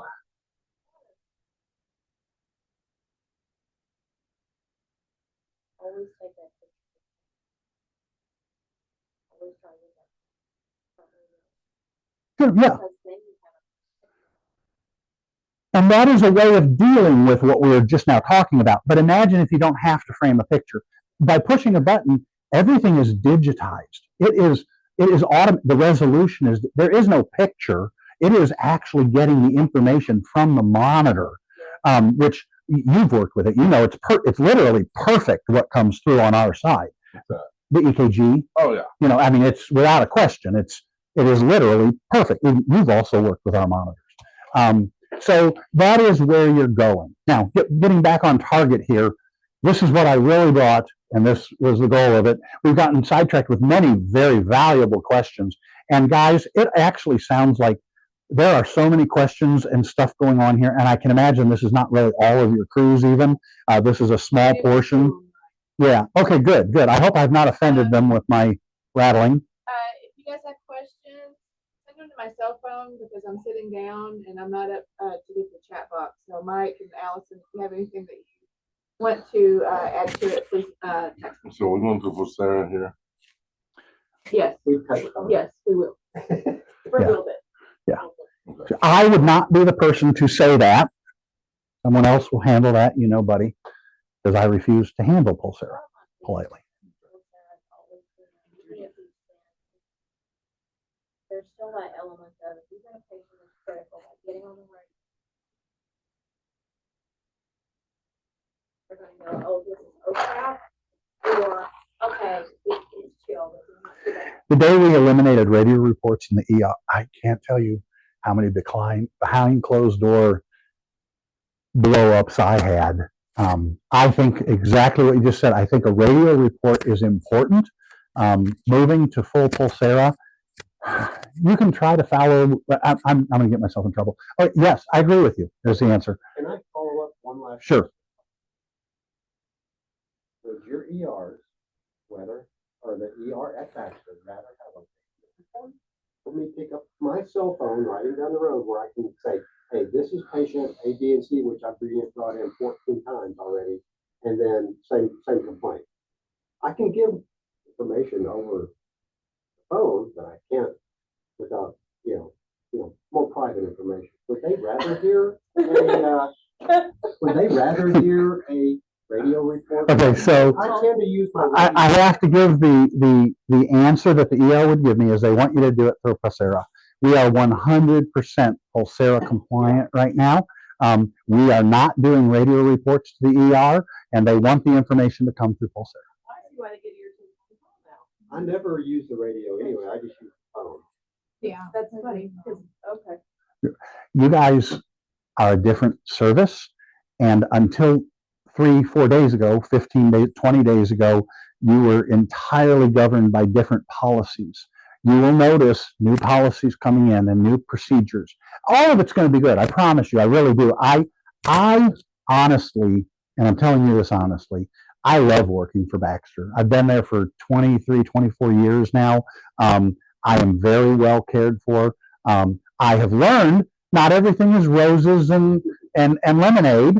Even at Baxter, there are problems and there are financial issues, but we work together as a team, like what we're doing right now in here. None of what you have said has been challenging negatively. You guys are seeking information. To me, you're like thirsty people on a desert that nobody has been giving any water to, and I've shown up with a bucket of water, and you're not hounding, but you're overwhelming me with, you're thirsty, you need this. And we need more of this. And I promise you that coming behind me are truckloads full of water, okay? If you can optimistically look at the policies we're going to bring, the procedures we're going to bring, there will be some changes. If you're a pessimist, you may not enjoy all of the changes. No, he's an optimist. I love Granville. You know what? I think he chooses what he's going to be each day. He chooses where he's going to sit. Yeah. Yeah. Either be the pineapple with the sweet feeling, or be the damn cactus. I got a question. All right. All these changes come about, we still have a lag in being able to obtain information unless it goes to the emails that are personal emails. If it goes to Baxter's, I have yet to be able to get on it and do anything with it. We don't have the apps on our Mammoth base at all yet. We've been trying to get them to put some on there, so we have access. Well, any of them, none of them. Yeah. So with that being said, I'm hoping if you email us stuff, it's going to go to the emails that we gave Baxter instead of Baxter's emails. Make sure everybody gets the information. Yeah. I like this. I've never seen Chris speak. It is what it is. So the good news portion of this is we have an amazing IT department. We do, and I respect them immensely. I work with them every day. I teased earlier about being technologically stumbling. I got a computer degree in the 90s. I opened and ran my own computer store before most people knew what the internet was. Gerald, from the moment he hired me in 2002, he asked me to take these things over there, and I said, absolutely not. I didn't want to deal with it. I was coming to Baxter to kind of retire. I just wanted to be a street medic. I didn't want to worry about all of that sort of stuff. By 2011, 2012, he had twisted my arm enough that I started handling the tech and then the billing department and things like that. So I totally support our tech department because I do deal with tech a lot. As I'm telling you this, I'm the one that will be implementing. I'm the one that will, so I'm called a systems administrator. And that means that I put together projects, I handle the software, and I'm good at face-to-faces. So I do a lot of education and things, but other people actually handle twisting wires together. So when I tell you I'm getting you modems, that means I'm placing orders, I'm picking them out, and I'm developing the system that will give you connectivity. When it comes time to twist wires together, there will be other people here doing that. In addition to which, the IT department, getting everybody's emails switched over does take time, especially at rural bases. However, Baxter has an enormous push policy where we use the Baxter emails. We use the Baxter emails because it is a standard for everyone. Now, we have a lot of people who have not checked their Baxter email probably since they were even hired. And very often, these programs that we utilize will utilize your Baxter email, whether it's Pulsera, whether it's Respond, whether it's EPCR, all of these different things will utilize your Baxter email. So if you go to change your password, for example, it will automatically bounce to your Baxter email. If you have not logged into your Baxter email in greater than 3 months, it disables it. And then you have to talk to 870-508-4357. They have to reboot your email, which is an absolute nightmare. 90% of the time it doesn't work. It causes all kinds of problems.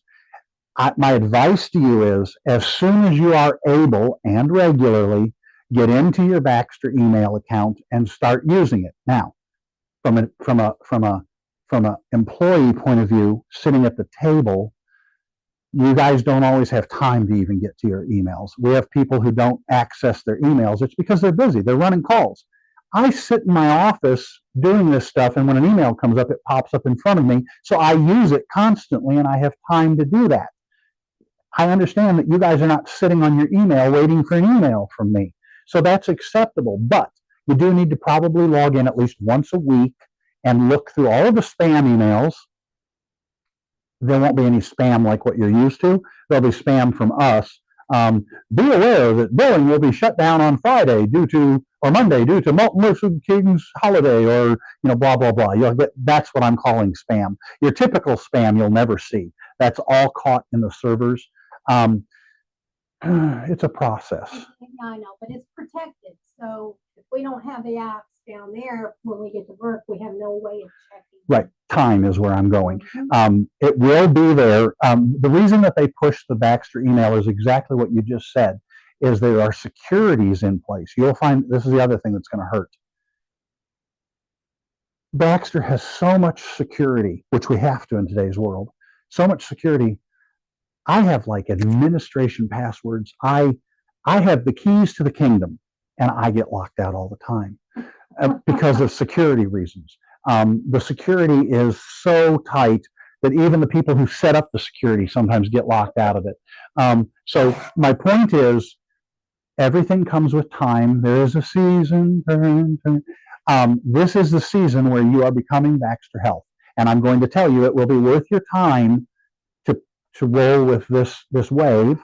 I don't have a solution for other emails, except for the fact that if every time I send out an email, or every time that something big comes up, if I were to have your email at that moment, I don't have a problem with tagging Jenny at Yahoo or something.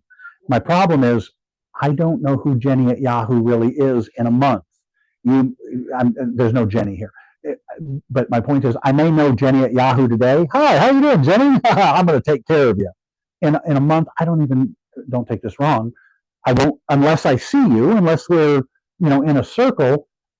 This class, you understand what I'm saying without me being, I don't remember what your email was, or that I have to send one just to you.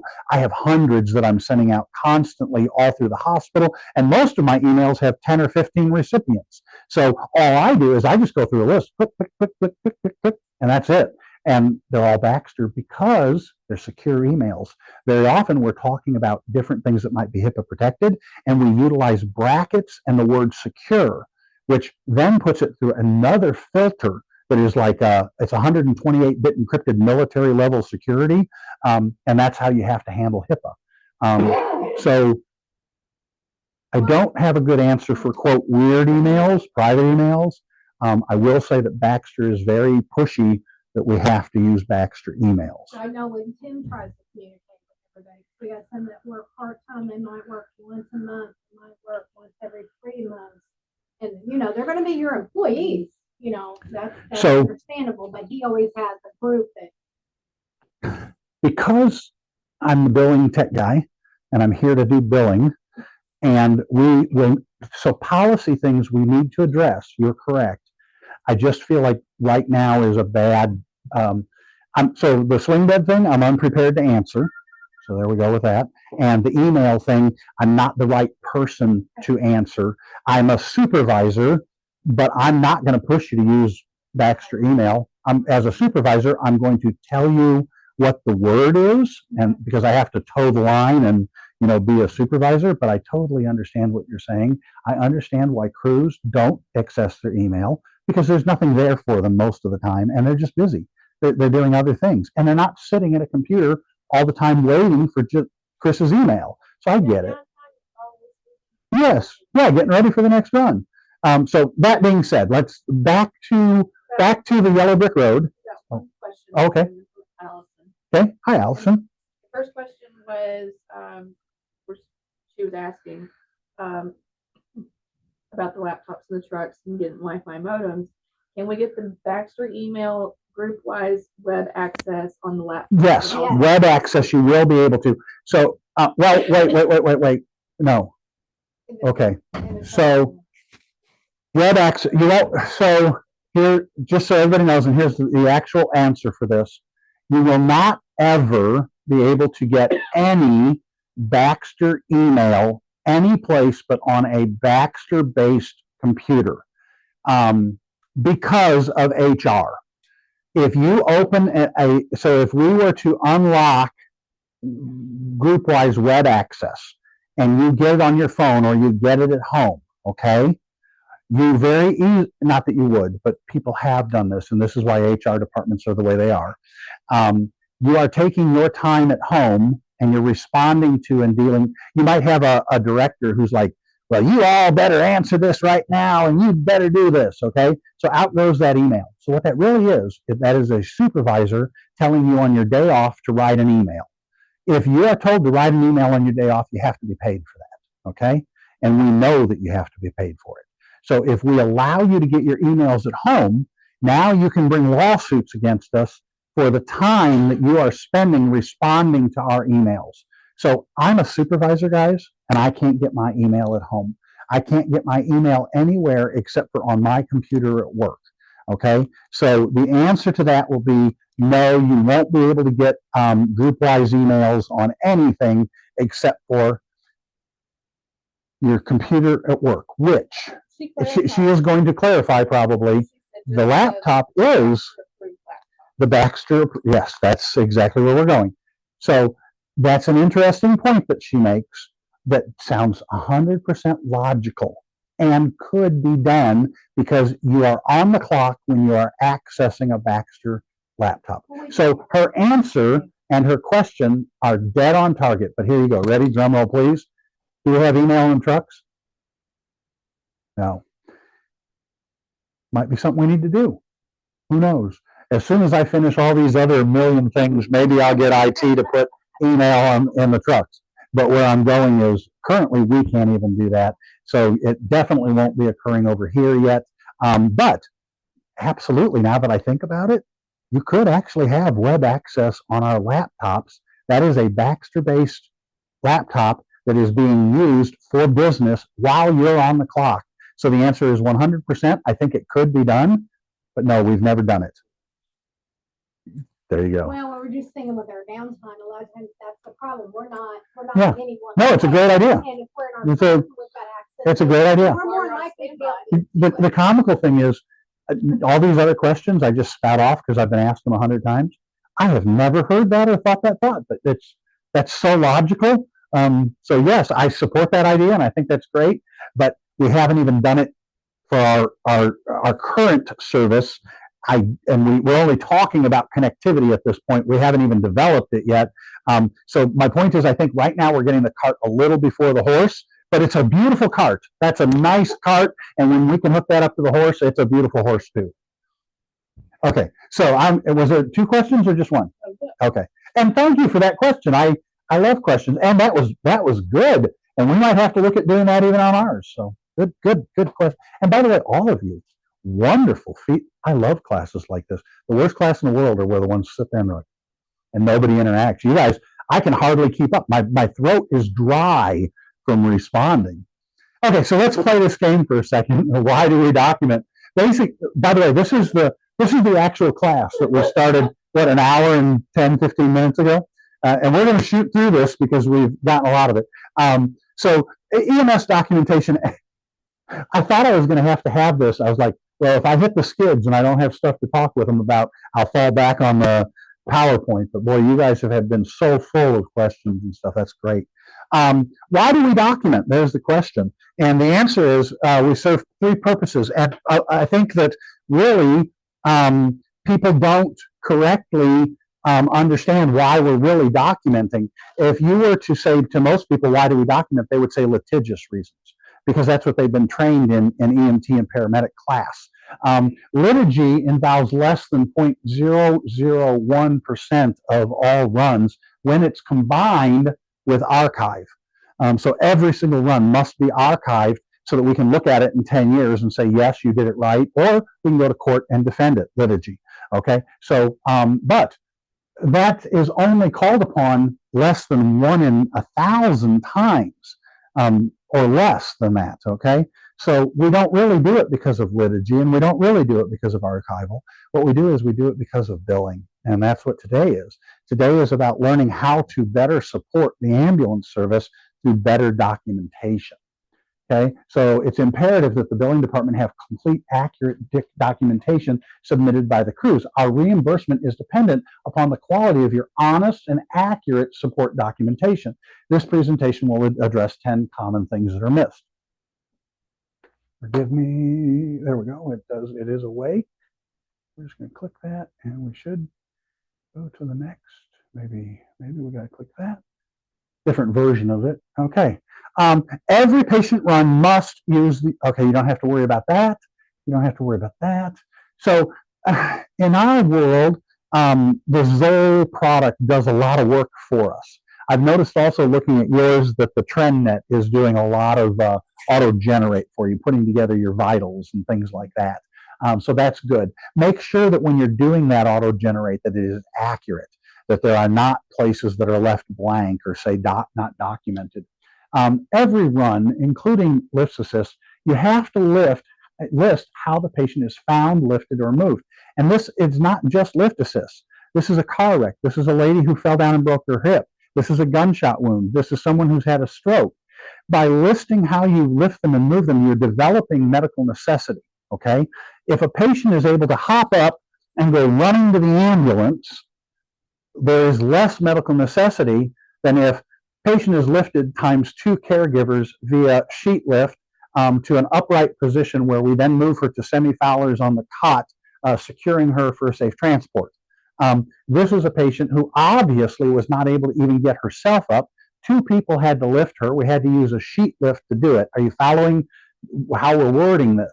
Do you see how even if you were reading it, you're getting a different picture in your mind? If I just say, yeah, I picked up Linda and brought her to the hospital because she complained of hip pain, okay, that's one way of wording that. And I guarantee you there are runs reports out there from now to the end of time that are written just like that. But if you say it the way I just said it, the patient is lifted times 2 rescuers via sheet lift to a sitting position where she is then moved to the cot in a semi-Fowlers, you're identifying that you're doing it. She is needing your help. This is the beginning, the opening of developing this medical necessity.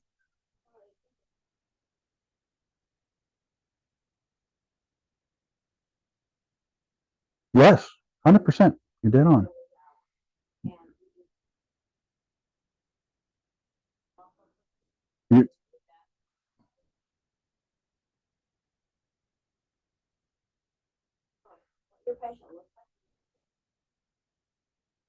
How many times have you brought in a critical patient that you've made pink, warm, and dry, and they're doing much better, and everybody looks at you like, you called this a critical. Well, 30 minutes ago in the middle of nowhere when the patient was clawing for air, it was critical. But no, I did my protocols, I followed the rules, and the patient is improving. Going a little further, if we do an ALS procedure, we should support why. Example, so just putting on a monitor, okay, that's an ALS procedure, but why are we putting on a monitor? And we have to identify, patient complains of weakness and relates a history of atrial fib. Monitor shows normal sinus rhythm 90 and regular. Interesting. Okay, so what we're doing is we're supporting the different treatments that we're doing. I'm going to go a step further with identifying how ALS versus BLS is really kind of defined. And that is, so you get a call to go to the ER, and you're going to pick up a psych patient, okay? And you're told it's just a psych patient, just a transfer, and your PCS says psych patient with suicidal ideations who has threatened their family member. Is that a good PCS? That's beautiful. I like that already. That's sounding good. Okay. So you go to pick up the patient, and you and your EMT partner, as you're taking the patient out, who's perfectly okay, vitals are great, everything's good, and the doctor says as you go out the door, doctor says, hey, if he gives you any trouble, go ahead and give him 2 milligrams of Ativan and give me a holler. Is this a ALS or a BLS call? ALS call. Okay. All right. So, but it's just a psych. They don't even have an IV. You're not starting an IV, but because the doctor has given you an order that you won't be able to complete, it's now an ALS call. You with me so far? All right, now let's go a little further. Chris just came and he gave you this wonderful class on ambulance billing and medical necessity and all of this. And here you are, you're on a transfer with a psych patient on the way to Little Rock, which is a BLS billing. It bills much less than ALS. And you know that. And you're like, well, wait, if I put on a cardiac monitor, we could probably justify this and bill it as ALS, and the service can collect more money, right? No? Yes? No? Okay. You're right. Definitely no. You got to have a reason. But now, developing medical reason is also acceptable. Now, what if that patient were to have woken up from their nap and the patient says they're breathing fast, and they say, I'm just so upset. I had a dream about my husband who beats me, and I'm really scared. I'm just really scared. Can you put on a monitor onto that patient? Absolutely. Absolutely. You have to document what just occurred, and you're putting the monitor on for the patient's benefit. You're watching that monitor. We're walking a very hair line there, and I'm not doing it to develop billing. I'm doing it to describe to you that there are things that we need the monitor to look at, okay? That's an acceptable use of the monitor, okay? Now let's throw another way. I'm an old medic. You're an old medic, okay? I'm going to be honest. Some of those psych patients, some of those BLS calls, 3 hours in the back of the ambulance at 2 in the morning. You're sitting there. Well, wait. If I hook them up to the monitor, if the patient moves, it's going to beep and it'll wake me up. Okay, I can have them on the monitor, and now if I fall asleep, it's going to wake me up. Can we use the monitor that way? Is that acceptable? No. Well, you can, but you can't charge for it. There you go.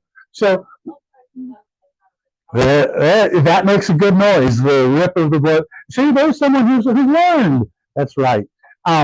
I use those as comical metaphors, but the point is that we can't just use medical treatments to serve our own needs. It has to be something that serves the patient's need.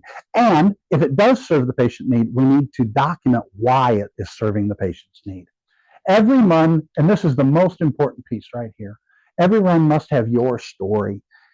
All of these check marks, vitals and check mark if the patient's Hispanic and all of this sort of stuff, that all helps with billing, don't get me wrong. But what really matters is when you create a story, and that is, we arrived to find the patient stumbling off their front porch after a fight with their husband. Their husband has struck them, they state. I'm only going with this because it was probably a bad direction, but I said, the one that had trouble with their husband earlier. Where I'm going is you're telling the story as the patient. You're telling the story that's occurred. So definitely utilize your story to support the reason that the call is occurring. Okay? That was a horrible, horrible example. Forgive me for not being more comical in my presentation. Wait, so because if someone had a history of AFib, is that enough documentation to prove to put them on a monitor? Probably yes. However, it doesn't mean that we'll bill it that way. The cool thing is for us, you don't have to worry about any of these things. I don't want you to worry about ALS or BLS or how we're going to bill it all. If you notice, whether it was the PCS or any other answer I've given today, I'm trying to take all of that weight off of you. My billing girls are going to look at and they're going to read your story. And if your story says the patient was anxious and has shortness of breath along with atrial fib, they're going to read that and they're going to know that yes, that monitor is okay. However, if you're just transporting a patient with AFib who has no symptoms and you say use the monitor, that does not mean that we're going to bill ALS. We may bill that BLS simply because there's not enough support to really justify ALS. You follow? All good? Incidents involving multiple patients, example MVCs, must have the number of transported patients entered. There should then be a line in your narrative that says this is patient number 1 of 2 or similar verbiage. The reason for this is there's a law in place actually that if I transport the 2 of you together, I can't bill you both for an ambulance transport. I have to bill you half and half where you guys split the cost. There are ambulance services that will send out 2 bills. That is fraud. But our biller girls, they don't know what you did. So we really need to know this is patient 1 of 2. This is patient 2 of 2. Now, you also need to open your run with the fact that how many calls do we arrive and there's 5 patients on scene, but we're only going to transport 1. Okay, we arrive to find 5 patients. However, we will only be transporting 2. This is patient 1 of 2. There you go. Where I'm going is you're painting that picture. Remember, kind of like you're trying to tell somebody who's not there what's going on, and they are billing it 3 or 4 days later, and they're only looking at what you've written. Is what you've written enough to paint the picture that they have the stuff that they need to be able to bill? We must have the correct accepting doctor's name with the correct spelling. Please ask the ER staff at the receiving facility what doctor will see the patient. We once again are spoiled, and you can be spoiled a little bit, but not totally. At Baxter, you might take a patient in and Dr. A says, hi, how you doing? But by the time you leave, Dr. B is taking care of your patient. So we don't want you to say what doctor you think is taking care of the patient. In our world, you're just going to select Baxter Regional Physician, and our billers are going to look at the Cerner, and they are going to find out who Dr. A and B really took care. Well, hold on, it's not going to benefit you yet, but it will a little bit. So from a Baxter point of view, we don't need you to say Dr. Jim saw the patient. If it's a Baxter Regional, just say Baxter Regional. Oh, well, no, don't do that. Don't do anything different than you're doing now. Do exactly what you're doing now. Forgive me. So we don't have access to your medical records yet. In our world, we look into Cerner and we see who actually saw that patient, and we submit 100% accurate. Remember how accurate and how I don't want to do fraud? We make sure that it's exactly the doctor that took care of the patient. Okay, follow up on that question. Okay. You just said, I walk into the ER. Okay. And I actually asked, who's going to be seeing the patient? Okay. RN, Sure. whoever, Yep. says, well, it's probably going to be Yep. Dr. B. And right there's the answer right there. That's what you're going to continue to do for right now. Yep, for right now. They said probably. I don't care. So, but I'm just saying, should I call back 2 hours from now Nope. and say, hey, Nope. no, it wasn't Dr. B. Nope. But you do bring up something different. So for now, do it just as you've been doing it, okay? That will change when we get access to your medical records and are sharing data. Right now, we don't have that data. But I will, what you just now brought up, you will be doing in something else. How many times have you done a scene flight where you put a patient onto a helicopter and off that helicopter goes, okay? We need to know who the doctor is at the accepting facility, which you have never seen. It is your responsibility to know who the AirEvac crew is, or whatever crew it is. When you get back, you're going to have to call that AirEvac crew. You're going to have to find out what doctor because they have to put it on their paperwork too. You'll have to find out what doctor that is. We have to have the actual doctor that receives that patient when they arrive. Okay? Huh? I know, and this is why I said, remember how I opened this with about 90, if you're not doing your billing by PWW, you're probably fraudulently billing. You have to have, we're required by the Office of the Inspector General to have that information in there. And the sad part for me, which bites me and our crews all the time, that little lady that was here earlier, that's her form right now that you see her in. She's really a little chihuahua who will bite your heels 24 hours a day, making sure that she has that correct information. The wonderful thing is, that's what I pay her to do. The negative is, I have bloody heels.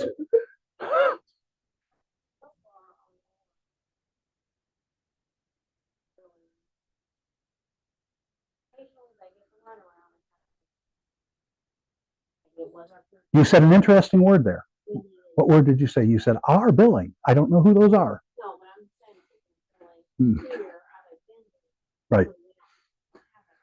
But that doesn't exist anymore. My billing is my billing office and my billers.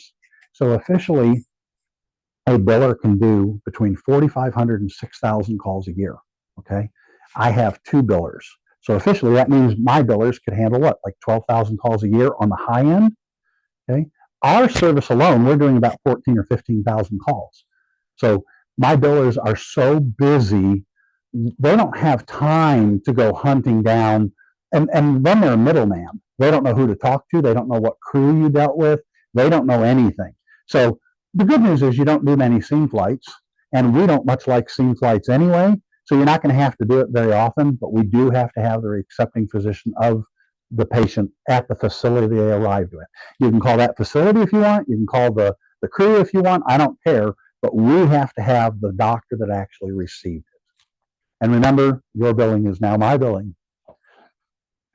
By the way, all of these little jokes and smiles I tell, they're meant to be comforting, and we're all a team now and make us all smile and get through this day.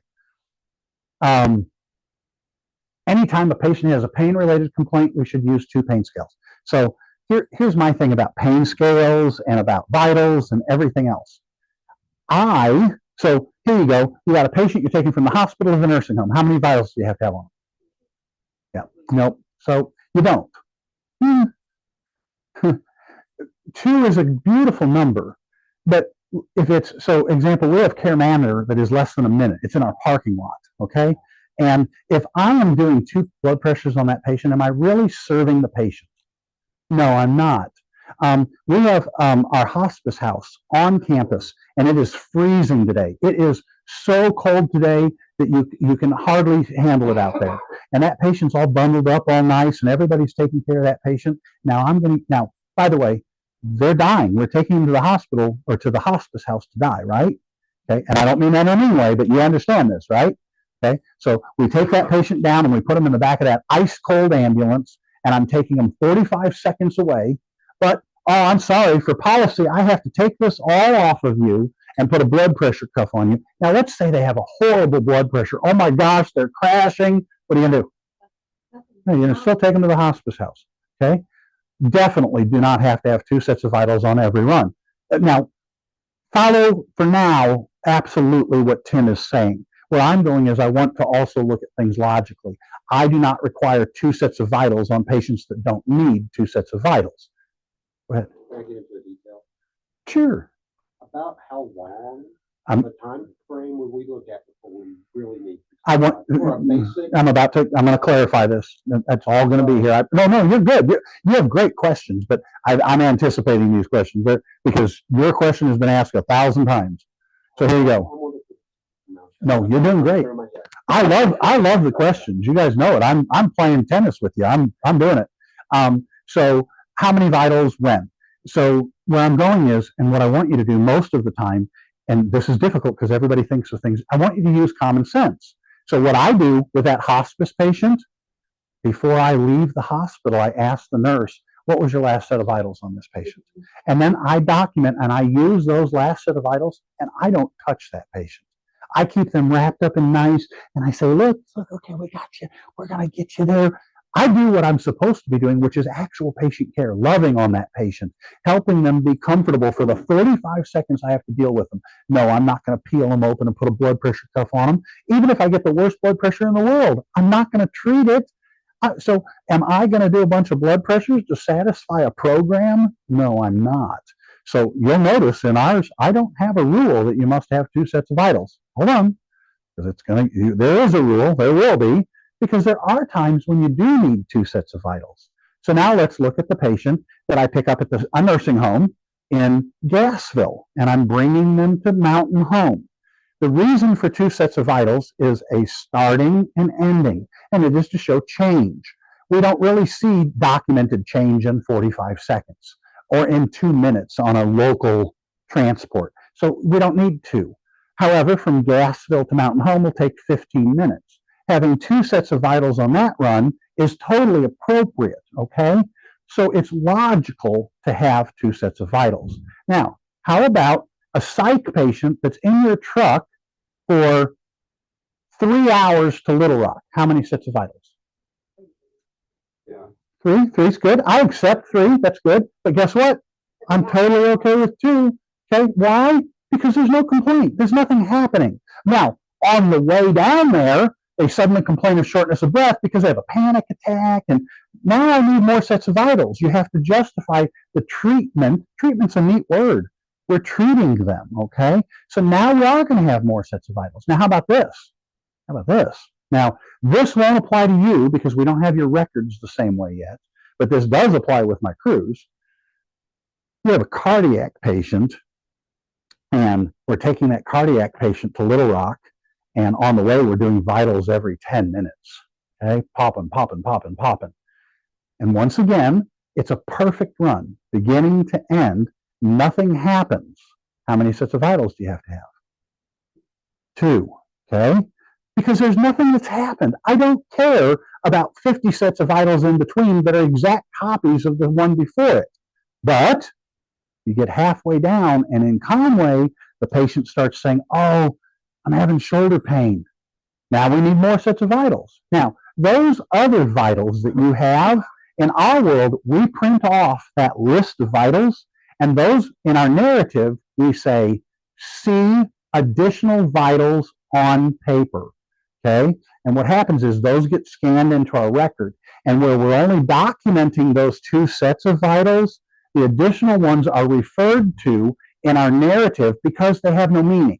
Now, if vitals have meaning, I need them in the run report. If they're weird or wacky, not weird or wacky as in bad vitals, but weird or wacky as in bad vitals, then we need those.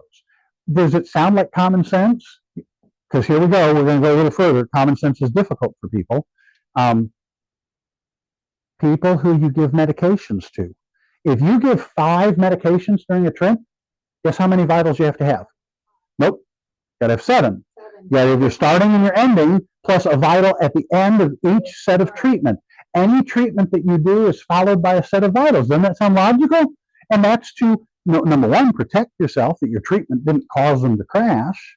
Okay. Now, for now, you guys will continue to do your vitals the way you've been doing them, whatever your policy is. I am not changing policies. But once you are fully absorbed, this is how we do it. Our crews are so busy, some days they can't even get their paperwork done. I mean, it's actually a nightmare sometimes. So I have to make things simple. I even have pre-generated ambulance runs that are called templates for certain types of calls, where you open it, most of the run is there, you fill in a name and you write your narrative and it's done. You know, stuff like helipad drop-offs, nursing home pickups, things like that. Some of them that have no, but these can only be used, this is the rule, you can only use them if it's and don't take the word wrong, a nothing patient. And what I mean is, how many times do we go to the nursing home, we put the patient in, we just sit there, oh, how you doing? How many husbands have you outlived? You know, that sort of thing. Those types of patients, all we're doing is we're bothering them every time we take a blood pressure. We're really just messing with them. And how many of those little old ladies scream and cry when that blood pressure pops up? They don't like that. And you ever look at their arm afterward and their arm is all bruised? Are we doing them good?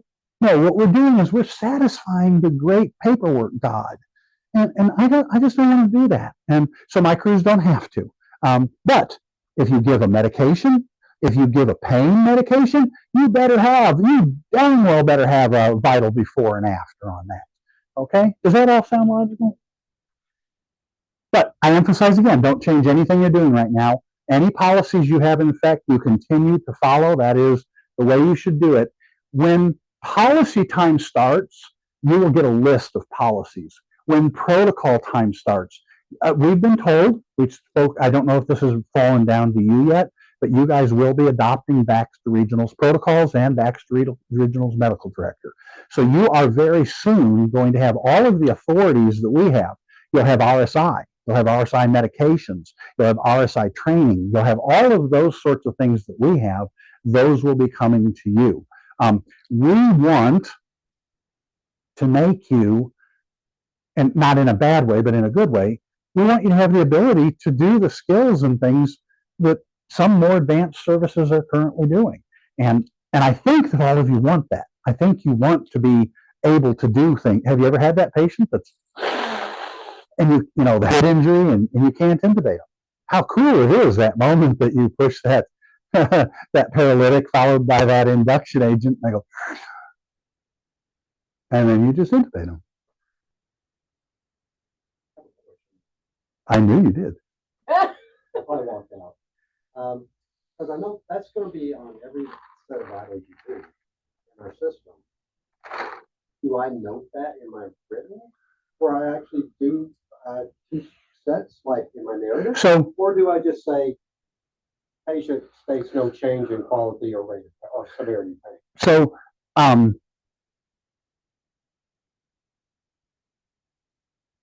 mean, it's going to be in a drop down. No. Where I'm going is, you have a very valid question, and the reason I have to be careful as I step, you're using different paperwork, and you currently have different policies in effect than what we have. So if you were all my people in here, I have the ability to very quickly just spout off the answer because I know our policies, because many of them I wrote. Here, though, you have not yet fully adopted those. It's going to take time. Like I said, this is a process. So currently, I want you to do exactly what you're doing now, okay? So whatever policy is in a place over here, continue to do. But as we move forward, we kind of operate from the point of view of, if we have a beginning and an ending set and nothing changes in the middle, the rest of those vitals are pasted on a piece of paper. We're still recording them. They're still in the archive. Remember, we opened this with archive. So it's still there. It's just, I don't want you to spend 20 minutes putting it in. We also have the ability in ours to do copies of vitals and things. And what I mean is, in our world, we will fill out 1 set of vitals perfect because it takes forever to do that first set. But then let's imagine that you had 12 sets of vitals on the way. We go 11 times copy, and then let's talk about some of the things that are in there. So the things that really changed a little bit were things like blood pressure and pulse. But did your pain scale change? Did you really take 12 pain scales? No. Did the blood glucose change? Did maybe the pulse rate change? Sometimes these things don't change. Sometimes they change a little bit. Things like, and this is just a personal preference of mine, if you guys had a blood pressure, do you ever hear people, and please don't take this wrong, but you ever hear people say, blood pressure is 123/76? You ever hear that? Really? 123? I've not ever seen a 23 on the pump up version. And a 123, even on a digital version, what is 123 really? Guys, it's 120. It's 120/70. It's 120/80. It's these little numbers. You know what? Your ears hear things probably better than my ears. So if you take a blood pressure, maybe not yours, you follow where I'm going, is blood pressure is not an exact science in any way. What if that patient moves a little bit while the electronic thing is taking the blood pressure? So what I do is, number one, the perfect answer is I take a printout from the monitor and we tape that into the medical record. We're done. It's all there. But if I'm talking to you as a medical professional, you'll never hear me say 123/76. I'll say it's 120/80. What do you think of that? Are you going to treat the patient different? If you see where I'm going with that? Well, again, my only, that was, again, I don't want to get too specific, but you actually want two pain scales in the narrative. Because I basically do that anyway. Absolutely has to be two pain scales. So but you see, when you say in the narrative, your narrative is different than ours. So mine, I don't want you to type any of that stuff because in my world, that's double documentation. It's all coming out in the auto generate. So anything that's already in the auto generate, I don't want you to talk about. And if you do talk about it, you're only talking about it because it's out of the ordinary. So if it says, 230 over 130, yeah, I expect you to talk about that again, okay? But if it says 120 over 80, I don't need you to talk about it again. If you started a standard 18 gauge left AC, blah blah blah, and it's already up in the auto generate, your auto generate's different than ours, so forgive me, but I don't need you to say that again. In your story, what I need you to put is the stuff that's not already written up there. The problem with double documentation is attorneys take it apart in court. If the computer has spat out, here you go, this is exactly what I just now said, and this is how you get in trouble. If the computer has spat out 123 over 76, and you're going to write it again, you better damn well write it as 123 over 76. Because if you say 120, well, Chris said say 120 over 80. I'm talking about verbally, I'm just talking about interaction. But if you say something different in your narrative, in your printing, than you've already documented somewhere else, they look at that as an inconsistency. And they start to play with that. And attorneys, what they do is they just pull one little thread. They find one little thread and they pull it and they pull it and they pull it until they can get a judgment. No, it is not. You're right. Okay, so moving on. So two pain scales, definitely, especially with a pain-related complaint. Any pain-related complaint, absolutely. And honestly, probably more than two, because you're going to have one to start, one to end, and one each time you're giving a pain medicine, because we have to know, okay, pain was at a level 9 when I got to the broken leg, but by the time I'm delivering, right after the medication, pain is now a level 3. And how beautiful is that when we're able to document that? We've made a change in the patient. Those are the things that need to be documented. All right, let's see. What paperwork do we need to see? We must have a physician certification statement for all non-emergent transfers. So that if you get toned out on tones, we don't need a PCS. Non-emergent must have a physician certification statement if there is actually medical necessity. And this is something that our hospital gets confused about. They try to force doctors into signing off PCSs on patients that are not medically necessary. If it is not medically necessary, guess what? We have to have a different piece of paper called the ABN. So if we know it's not medically necessary, the ABN is called the Advanced Beneficiary Notice. And what it very simply states is, we know you want to go to X hospital. And guess what? We want to take you. However, through our experience, we know that probably insurance isn't going to pay. So you need to understand this is going to cost you $4,000. Most of the time, people are like, I'll put them in my truck. All right, good job. Have a good day. You're released. Or they say, okay, let's pay $4,000 and off we go. It's all about medical necessity. Okay. All runs, you don't have to worry about that, but ignore this line. Okay. All runs must have a conditions of admission, a COA. We are required by law to collect a signature for 3 things. Okay. And those 3 things are HIPAA. You must advise the patient of HIPAA privacy practices. You must advise the patient of our plan to bill them or their insurance company. And we must have the physical permission to touch someone. Either way, it's assault. Okay? You feel good assaulted like that? Yeah. So now, I'm going to tell you something that is a benefit of Granville's been my buddy for a while. I can flick his ears once or twice. Do it again, Chris.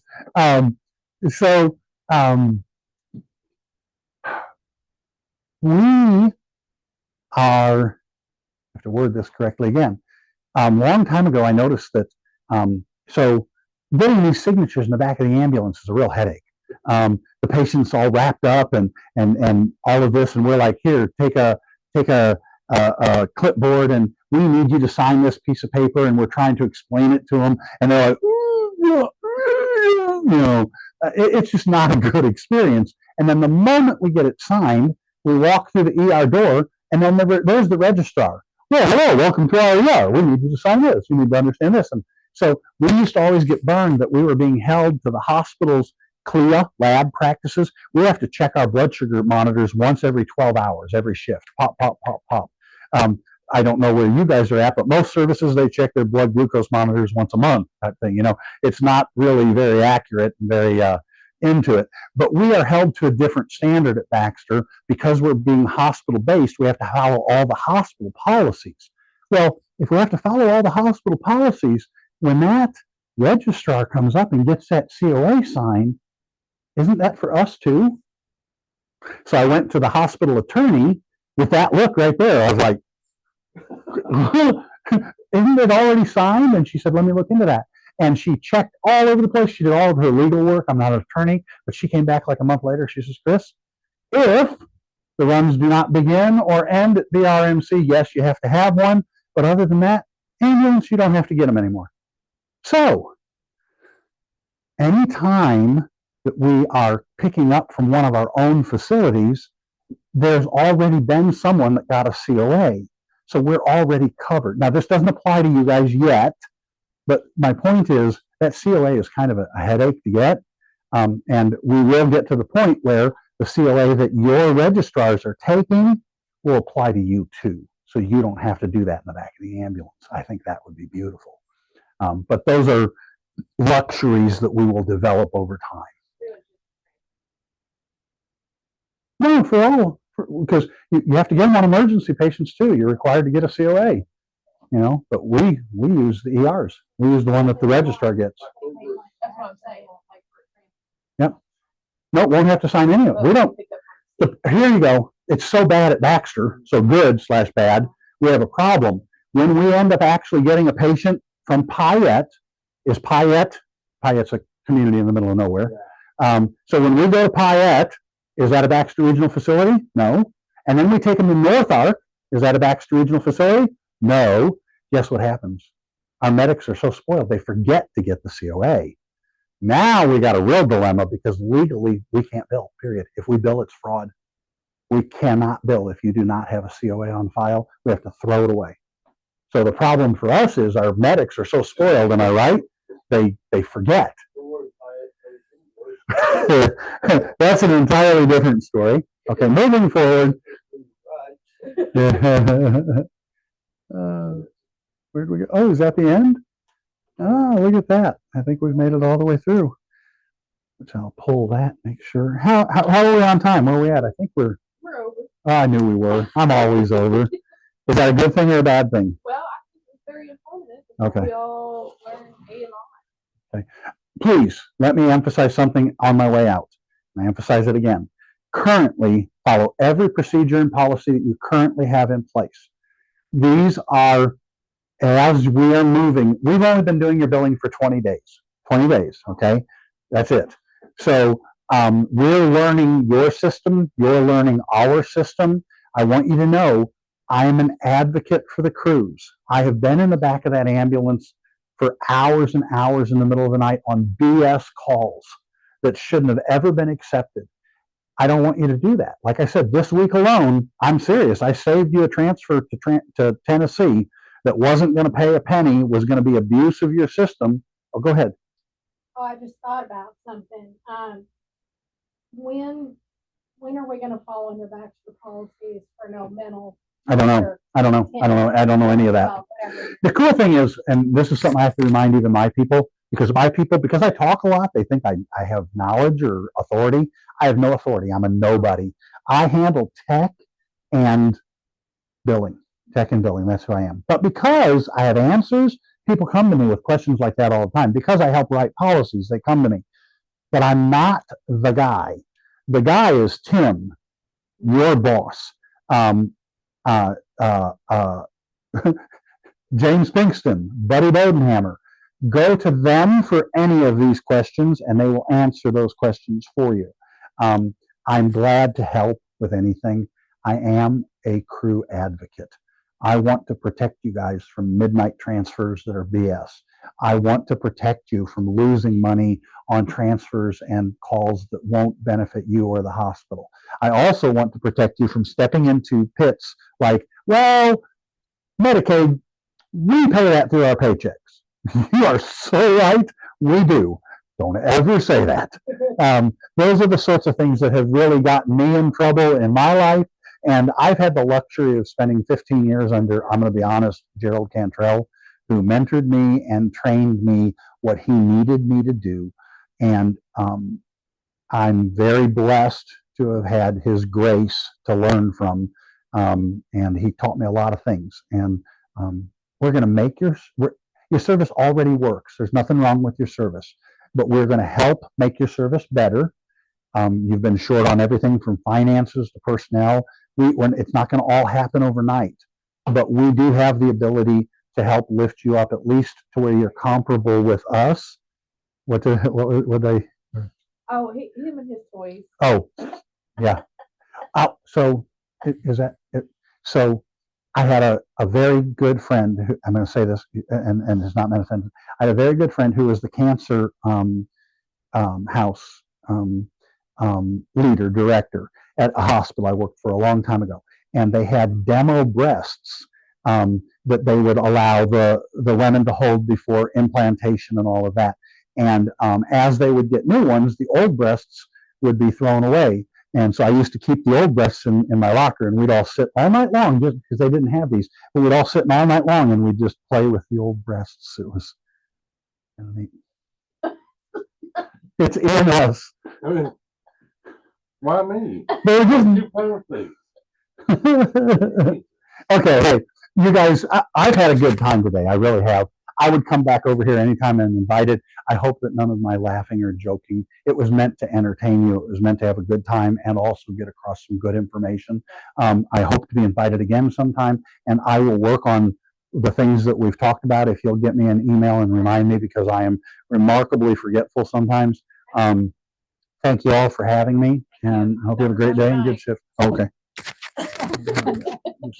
Everybody's driving down the road talking. Yeah. All right.